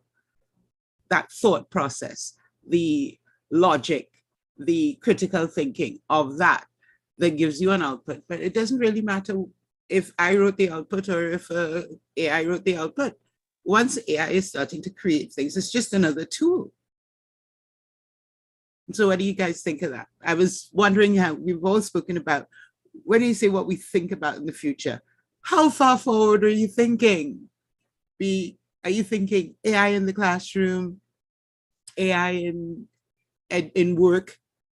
Because if AI can do a lot of work for me, why should I spend my gray cells doing that? What do you all think? I think we have to embrace it. We have to embrace it, and we have to make sure that our developers could put out things there that, that other people want to use. So in terms of the Ministry of Digital Transformation, I mean, we're not going to stop. We want to embrace. Keith, what's your opinion? Well, definitely the AI revolution is here. It's here, and it's here in a big way through ChatGPT. All right, ChatGPT, GPT 3.5 and GPT-4 gonna come out soon. That's just the start. That's just the company that that was able to jump out, as they say, immediately. All right, Google has some fascinating stuff. Fascinating.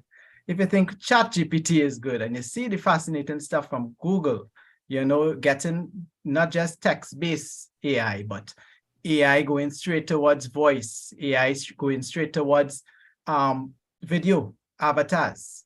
All right, but because of privacy issues and all sorts of issues, and Google being a very large company, they're not, as I say, jumping out as yet. But when they come out, then you might shadow ChatGPT and say, look, this ChatGPT was just a little chatbot compared to what is out now.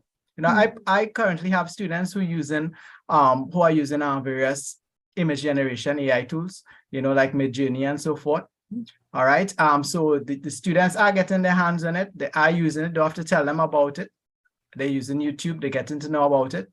And it's gonna, in the early days, we used to say AI will replace the lower order jobs and so forth, AI and robotics and so forth. But now we're seeing that AI, it's fascinating, and some could say scary, to think that it's actually has a train of thought that kind of like human thinking, you know, and it's kind of looking like it's heading in a direction of replacing higher level jobs, such as programming and all that kind of stuff that we thought that it wasn't gonna touch for a while.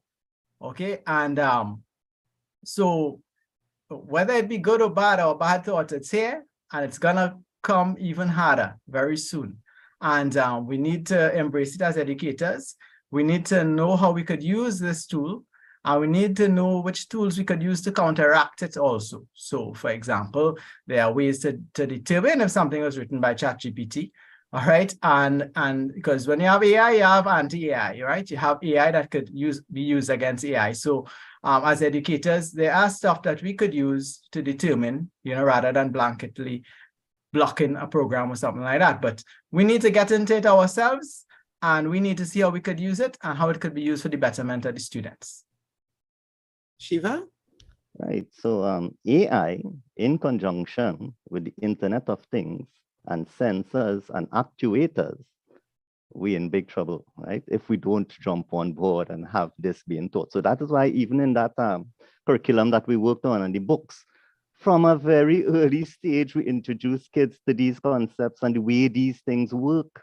The whole artificial intelligence is a big chapter in many of these series. Actuators, sensors, Internet of Things, how everything is working together, how the information is being, you know, like sometimes we all know you just say something, and when you look at Google and things, you're seeing all the ads for it, right? So we need to educate from that level for these kids to know that these things are going on and how to use it.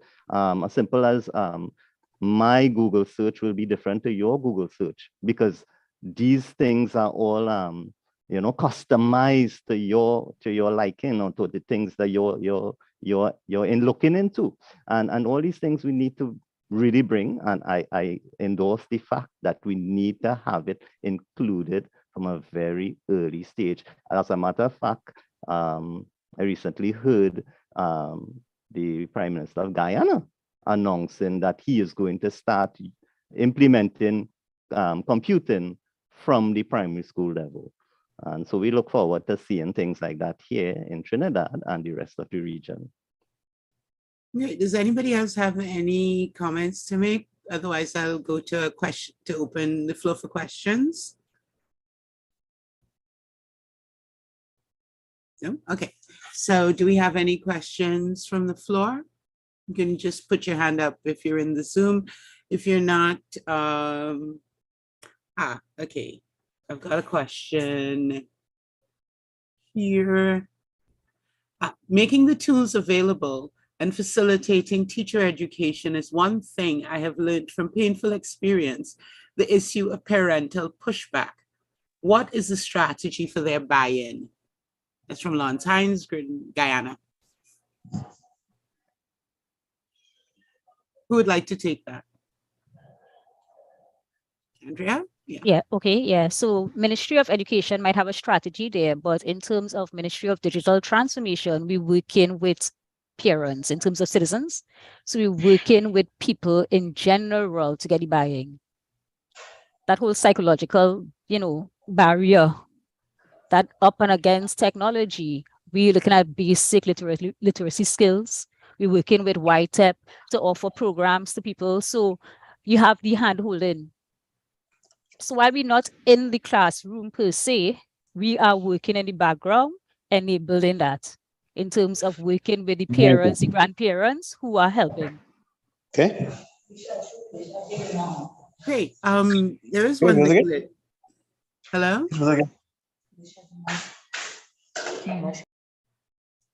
Okay. One of the things that you're talking about was the parental pushback in schools. Why do we think that happens? Is it because we have that education is something that everybody has been through, so they think that they know it well, that they know as much as the teachers? Is that something that is problematic or true? Something that I'd like to just jump in on that. Something that I've noticed is that many persons, or we don't understand the the true meaning of a competent, to be competent or competency. So a lot of people have skills. We see children, they're swiping away on a phone and we say, oh, they know computers or they know digital. But that's not all, that's just a skill. There's the knowledge and the attitude and the aptitude that has to go together with that skill to make that person competent. And we see the same thing with parents. They might say, well, I know technology, I just use my phone. But in terms of other technologies, I use the internet, I could use Google, all right, I could use YouTube, but those are just skills. There are a lot more that goes into it to make you competent. And in terms of parental thing, one example I can use here, how many parents out there know that there is parental control in your cable box? Or how many of them use that? Much more to know that there are parental controls on the devices that you could use to manage your kids. They don't. So they need to be educated, trained, not educated, but trained that these things are out there and that they can utilize them as well to manage their children, especially when it comes to, when we blame the devices for taking away time or too much time from the kids. So, yeah, that's my 2 cents on that. I just like to chime in here. I had my hand raised, but let me just lower it. Anyhow, yes. One of the things I'd mentioned at NAPS is that the very first thing that we produced really was online protocol. And to inform that protocol, we actually had contributions from the PTA, from the Past Students Association, from members of staff, and of course, guidelines from the Ministry of Education and so on. Well, in terms of, the school supervisory and so on. So we had inputs and, the mere fact that parents were able to vet some of the guidelines and some of the protocols that have been suggested. Some people just want to get by, okay? And once we put the stakeholders as part of that decision-making process, that made the buy-in so much easier to implement, we give the teachers the right, a lot of parents thought, listen, this man or this woman who is the teacher at the school come into my home during the day to teach my son. Therefore, if I want my son or my daughter to go wash wares after breakfast at 9 o'clock, then who is this man or woman to stop my child from washing wares? As an educator, because of the protocols, you have to let them know today is a school day. And between 8 and 2:30, your son is my responsibility, not yours, wherever he is.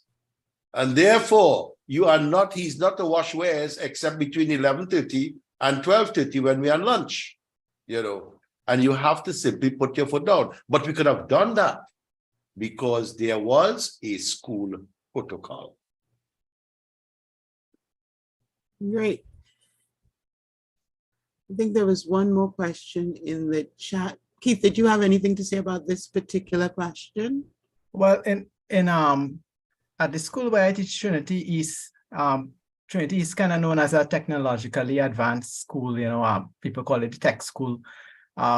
We never really had pushback from parents at all. All the parents were always supportive because they knew that their students would be going to a school that technology will be used a lot. So even though, because some teachers were doing the hybrid approach also, I myself, where you would have the Zoom or the Teams on in class, and if any students are sick or something like that and they stay home, they could still check out the classroom at home.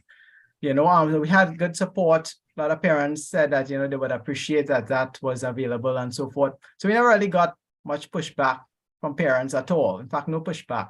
The parents really liked the use of ICT and they appreciated it. So I guess it's the angle that you would come at, if in case parents looking at it as negatively as ICT is a tool that, the teachers, taking the easy way out and not really teaching my child, but just trying to use something that, make their work easy, then they would be angry at using ICT. But then if you get to look at it as an advanced tool, being able to facilitate and collaborate with students from from being at home, then they would look at it favorably. Great. Thanks, everyone. We now have a question from Damien Boudou. Can anyone on the panel shed some light on how cybersecurity would be addressed with the move towards a more digital society? So if we started with the society and then narrowing down to the education, we start with Andrea as a society person, but whole of society person. Right. Yeah. So again, we have 3 pillars: digital government, digital economy, and digital society. And in digital government, we actually have a deputy for cybersecurity there to ensure the safety of the transactions. In terms of digital society, where we're training people, we're going to be training everyone, educators, everyone, on basics of cybersecurity. And for the developers, they're going to be receiving courses, or at least accessing courses on how to ensure or to security proof what they're creating. Now, a big part of education is awareness. And even if the parent is not in the classroom, the parent has to know. And that's where we have to make sure that the education and awareness get into those people who supporting students, who supporting education, so that they too know what to look for. Right? So our approach is, again, the actual infrastructure. Yes, that's part of the MDT's approach, but we're looking in terms of training in getting people like parents, grandparents aware of fraud and cybersecurity issues, and the people in the classroom, the student, the teacher, in terms of being a citizen, they're going to have access to training about how it works and what they could do in terms of their part. Great, thank you. Dev, do you want to go next? Do you have any comments on this? Yeah, well, it's from an online perspective. If you're looking at a school-wide, and then we're looking at a classroom situation, right? And I'll tell you what we have to implement. I mean, if you have your LMS and you have your student records and you have everything completely, let's say in a smart school, you must have proper security, you must have proper cloud storage, the whole infrastructure that you normally use. From a teacher perspective, every teacher wants to ensure that his or her intellectual property is protected. That is important. They want to, because they spend, sometimes decades putting together their intellectual property. And some teachers would not like to put it on a shared platform, not everything on a shared platform. They like to maintain their own personality in their lesson planning and their lesson notes and so on. And all this infrastructure must be put in place. In terms of the classroom, we heard of the term Zoom bombing, and of course, Zoom responded by instituting security within your sessions. I had a very low-tech approach to cybersecurity for my classes, and all I did was simply insist that your cameras have to must be on. If I can't see you, I can't teach you, because I like to look at your face. I could see the aha moment in your face, or pardon the language, the constipated look of ignorance on your face. Okay? So the fact is that I want to be able to see you. That's the way I could reach you. And, I have had some experiences with some parents telling me this is, when certain teachers come to class, my son will come and tell me, "Mommy, you ready to go to the grocery now?" And then the son will say, "But," the mommy will ask the son, "But don't you have a class now?" "Yeah, but so Miss never really checks on me, so I could go to the grocery and come back and they wouldn't even know." Okay.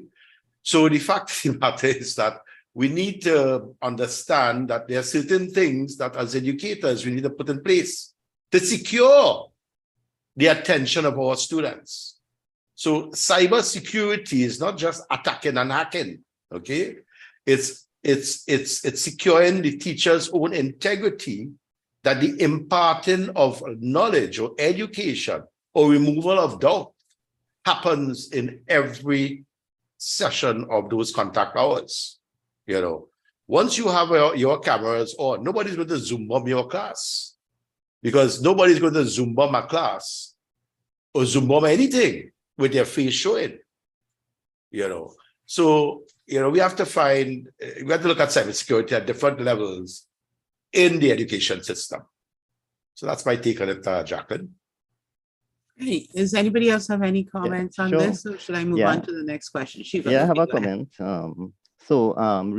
Not recently, but a few years ago, I did a seminar with the Ministry of National Security, hosted by the University of Southern Caribbean. And my presentation, the title of it was Human Capital, the Weakest Link in Cybersecurity, right? Because all the research shows that the human factor is one of the weakest link in breaches in cybersecurity. So that's an important part to look at. I've been doing, I'm a cyber safe trainer, certified by Logical Operations. And I've been doing that for years, doing end user cyber safe training. Because let's take, for example, a URL. People will take a popular URL like PayPal is a common one, or Amazon, and they just make little changes in the primary domain. And the untrained eye or the person who doesn't make it a habit to check the URL and they ask for your credit card information and so on will easily be, caught with something like that. So my personal perspective has been always on the end user side of it and the human factor when it comes to cybersecurity. However, in the infrastructure as well, when we implement it into our schools, we need to also know that hopefully the administrators would know, and they have people that know, you could put in filters and so on to block unwanted content in your school. So that's from an infrastructural perspective. I don't really delve much in that. I'm more concentrated on the human side of it and making sure that everyone is trained, go through some program, so at least you know how to see these problems when they come about. Great, thank you. We have a question from Tracy Hackshaw, our chair at TTMAG. Thanks. Are you hearing me yet? Thanks, Jacqueline. Yes, we're hearing you. Yes, thanks, Jacqueline. Yeah, so my question was in the chat, but I wanted to make sure it's expanded to everyone. So, and we've touched on this, I think, throughout the discussion, digital skills, and I know Andrea has touched on it already, and others, but the question I have is really, what are we actually doing about the issue of digital skills in the country? So when I say that, I mean that we are, the pandemic exposed the fact that even some people didn't know how to use email and so on, right? So let's assume we've corrected some of those challenges, the basic challenges. But it does appear to many that digital is equal to, let's say, Facebook, WhatsApp, TikTok, and that kind of thing. And even content creation. When I say content creation, we're doing content on those channels. I'm trying to understand, what are we actually doing, not talking. So I don't want to talk anymore. I know there's a talk shop beyond, but I want to hear what we're actually doing about moving from content consumption, or let's say adjacent creation, to actual creation. And what we're doing to enhance our digital skills in the country to get to that point. So for example, in education, why are we not seeing more local content for education being delivered? I mean, and literally, I think there are a couple of teachers who are doing stuff online on YouTube, lessons and so on and so forth. Great. Why are we not seeing people rewrite textbooks?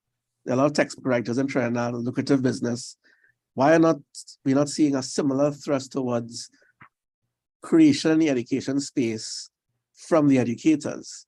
Why are we not seeing our learners, adults and otherwise, using more or demanding more advanced methods of teaching or learning? And not just theory now. So I don't want to hear people saying, well, what we should do and what we should put in place. I hate the put in place talk. We should put something in place. What are we actually doing about it? Thanks. Okay, we've got 2.5 minutes left in our time. So I'd like everybody to hit Tracy's question, but really quickly. So who wants to start? Andrea? Okay, so things that actually happening right now, we have a partnership with YTEP where people could go in terms of computer literacy skills. So we are training 1,000 people every term. We are creating the LMS, a learning management portal, where people will access basic skills as well as the developer skills. And we have access centers where people could go in from the public and be handheld and trained on how to use the system. In terms of educational technology, part of the partnerships would be with the different ministries and helping their people to create. So we're not going to do the creation for you, but we're going to hold your hand in terms of developers within the ministries and show, like, to help create content. Andrea, you said that you were creating an LMS with, are you creating an LMS or are you using an LMS to create a learning system? Right. So we have both happening where we're looking at one that will be integrating everyone. And right now in our pilot, we're going to have like a few that exist. We're going to give the public access to it so that they could give us feedback in terms of what you want to tweak. So we're not building our own Moodle or Totara or anything like that. We're using we're using the foreign LMS. Not foreign, we're going to partner with, so Moodle is open source, yeah. So we are doing so it's a foreign Moodle technology that we're using still. We haven't reached the stage of building our own Trini Moodle. No. I don't know if you want to go there because you want our developers to, yes, build and create. But if that exists, to me, leverage that and add more value to it than redoing, like recreating the wheel. No, just checking. So I'm not too sure, yeah. So if I understand I was just checking on the terminology you use in the state, because there is, there are a lot of local companies and organizations building our own versions of the Singapore technology that we used to just bring in and buy. Keith, you look like you have something to say. Yes, Tracy brought up a great point there. That's a great way to kind of end off this forum. This, we have teachers who created a lot of books in the past, so we have a lot of book-based content out there and so forth. Now, I've been personally involved, and also I know several other teachers involved in several projects. There's a great software out in many schools using it right now for ICT. I've been involved in that. We've been involved in a game-based learning project, where it's, because personally, I don't really like the book idea. I think that learning software should be fun, should be something like how you would see a student go and spend whole day on Genshin and Fortnite, and they get their points, their badges, and whatever it is. The learning software should involve all of that rather than just, looking at unfortunately, most of the teachers out there are still creating video-based content, which is great still, but, we need to have more development on the side of more game-based, all-encompassing software where you could actually have achievements and so forth.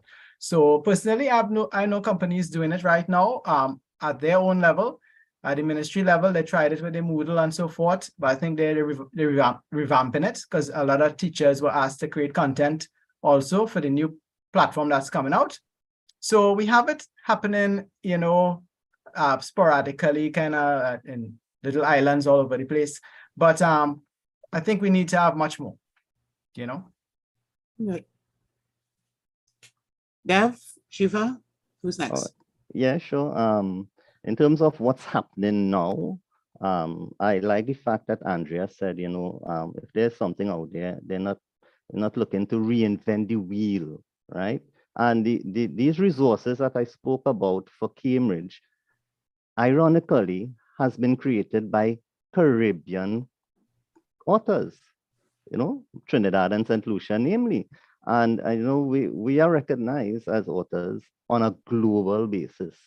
And we hope that, we recognize that we do have good local talent here to do some of these things that we have. So as we said, we have that, look, I have the book right here, right? There's a whole series of books already created. I'm not selling the book, but the idea that there are resources out there that are already tailored for teaching the digital skills to our students and teachers that we could readily implement or to and bring it into our system. So Dev?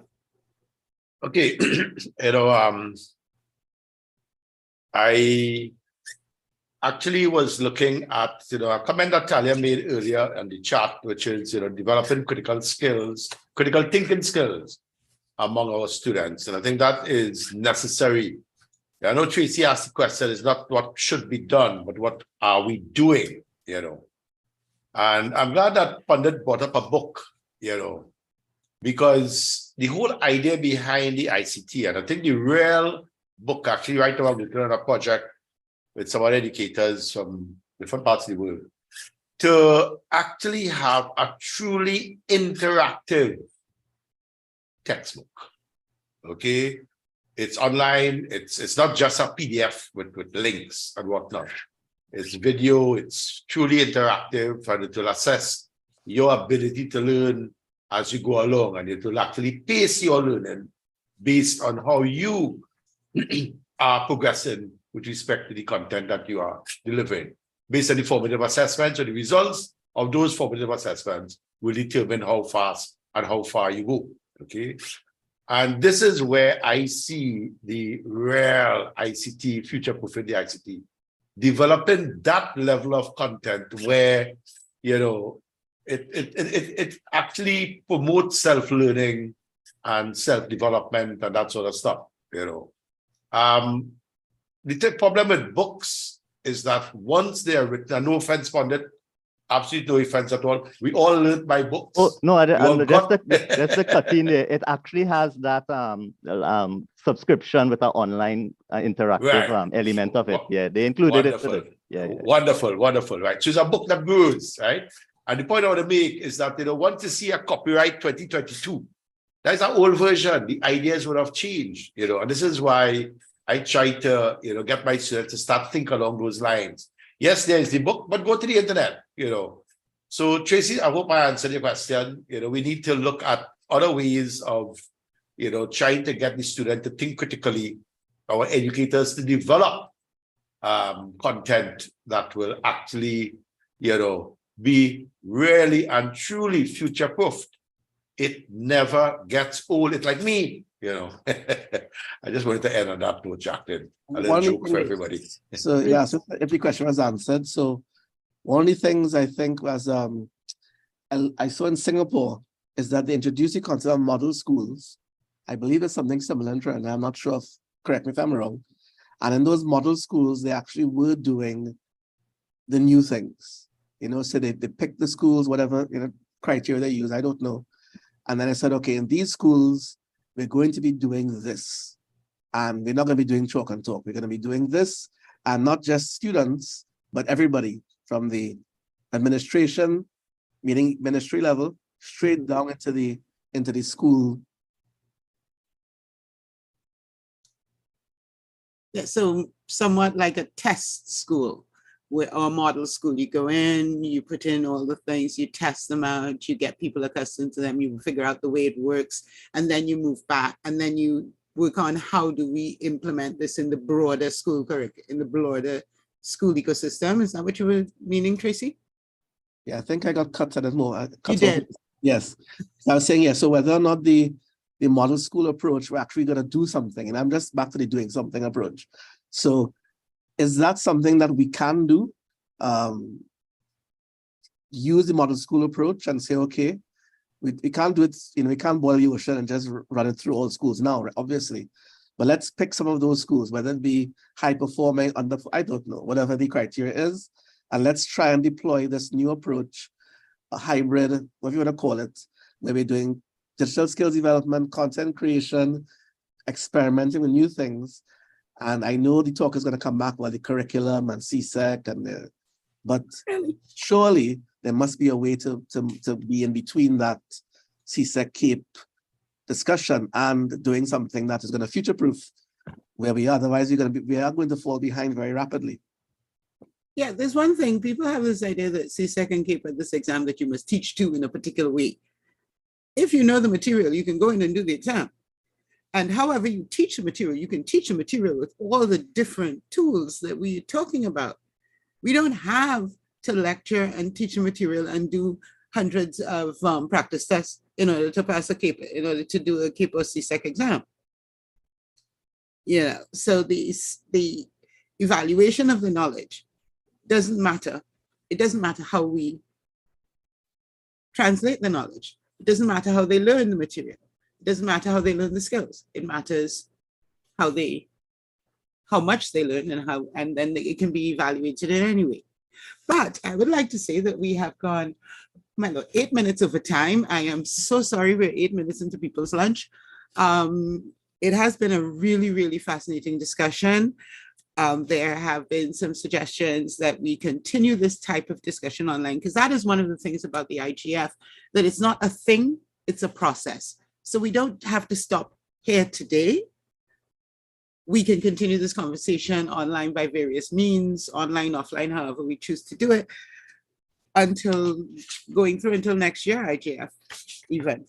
But I would like to thank our panelists, Dr. Smith and Dr. Nurse, who came in remotely and for a short bit at the beginning, and Pandit Maraj, Mr. Gosain, Andrea Kane, and all of you who sent in all these questions and made it so. Keith Laban, the fair Keith Laban. I called Keith second, didn't I? No, Yeah. oh my God. No, I thought I saw Laban and said Nurse. I'm so sorry, Keith. Keith Laban, because I was looking at it and saying, I'm sure I left a name out. It felt too few. But yes, I am so sorry. I'm Keith Laban, both Keiths.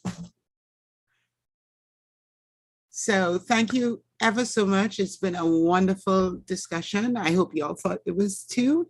And let me hand over to whoever's supposed to close us off and take us to lunch.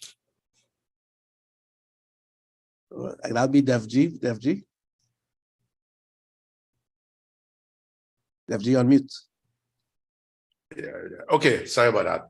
Yeah, actually, I was going to just say, Tracy, see that you put me in the hot seat at the beginning there and whatever.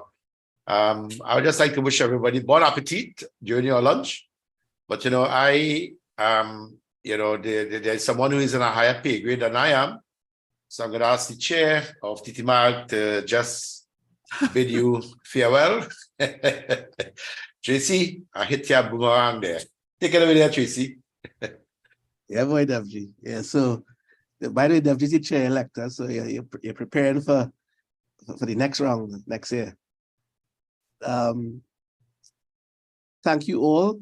Thank you, everyone, all speakers, all panelists from today, all our partners, but especially thank you to the participants who attended, who contributed, who've engaged with us on all of our channels. We've been streaming on multiple channels, on Facebook, on YouTube, on live stream, on Twitter. I don't know if you know that, but we're everywhere, as well as on the Zoom platform. So all of the recordings, literally, if you missed anything, you can go back right now and review what you missed. And we do hope to see all of you, not just some, all of you tomorrow, when we will be starting our day 2, which will have a kickoff with digital government. We should all be very interested to learn about that, where one of our featured speakers will be the National Chief Digital Officer. Let me get that right. Wendell Mitchell, who will be present and accounted for in presenting and fielding questions. And we also have a major session. We talk about cybersecurity, just a bit in education. We'll have a session on the art of cybersecurity, literally. And that is going to be a very intriguing session.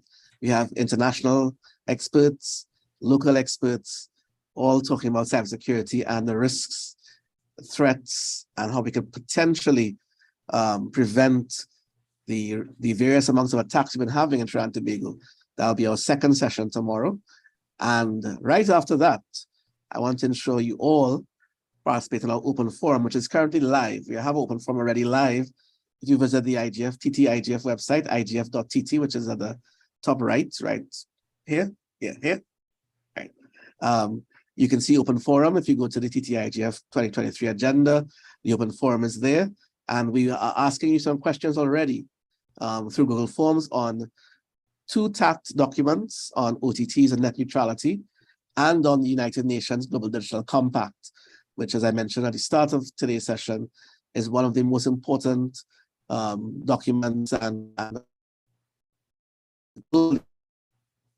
development towards the next 10 to 15 years, including the future, which is going to be happening in 2024 in New York. So we want all of you to contribute towards that. We'll be actually using the open forum tomorrow. So be just around this time tomorrow to begin that, face-to-face, quote unquote, interactive discussion with you on this platform. But again, as Jacqueline said, it's an ongoing intersessional thing. For the UN stuff, it's going to be finishing at the end of February. So we need to get all of your comments in by then, but we're going to begin the process tomorrow. So I want all of you to join us there. Start the process now, read the documents that are available on igf.tt, and get ready for that open forum tomorrow. So with that, I'll bid you all good rest of the day, wherever you are in the world. In this part of the world, it'll be lunch. In the Caribbean and Eastern Caribbean and West and North American parts, I think. And in other parts of the world, wherever you are, do enjoy the rest of your day and your meals or your night, as the case may be. Thanks a lot. And in the absence of any housekeeping, Denise, I think that's it. This thing is here is any housekeeping announcements. Not hearing any. So bye all. See you. Thanks again for everybody. And thanks to all. See you. That's a wrap. It certainly is. Well done, Jacqueline. Thank you, Jacqueline. Thanks, everyone. Bye. Thank you, everybody. Okay, Bye. Andrea. Let's do the Zoom. Bye-bye now. Bye. Bye-bye. Bye, bye. Have a great day. See you all tomorrow. Bye. Bye. Bye-bye.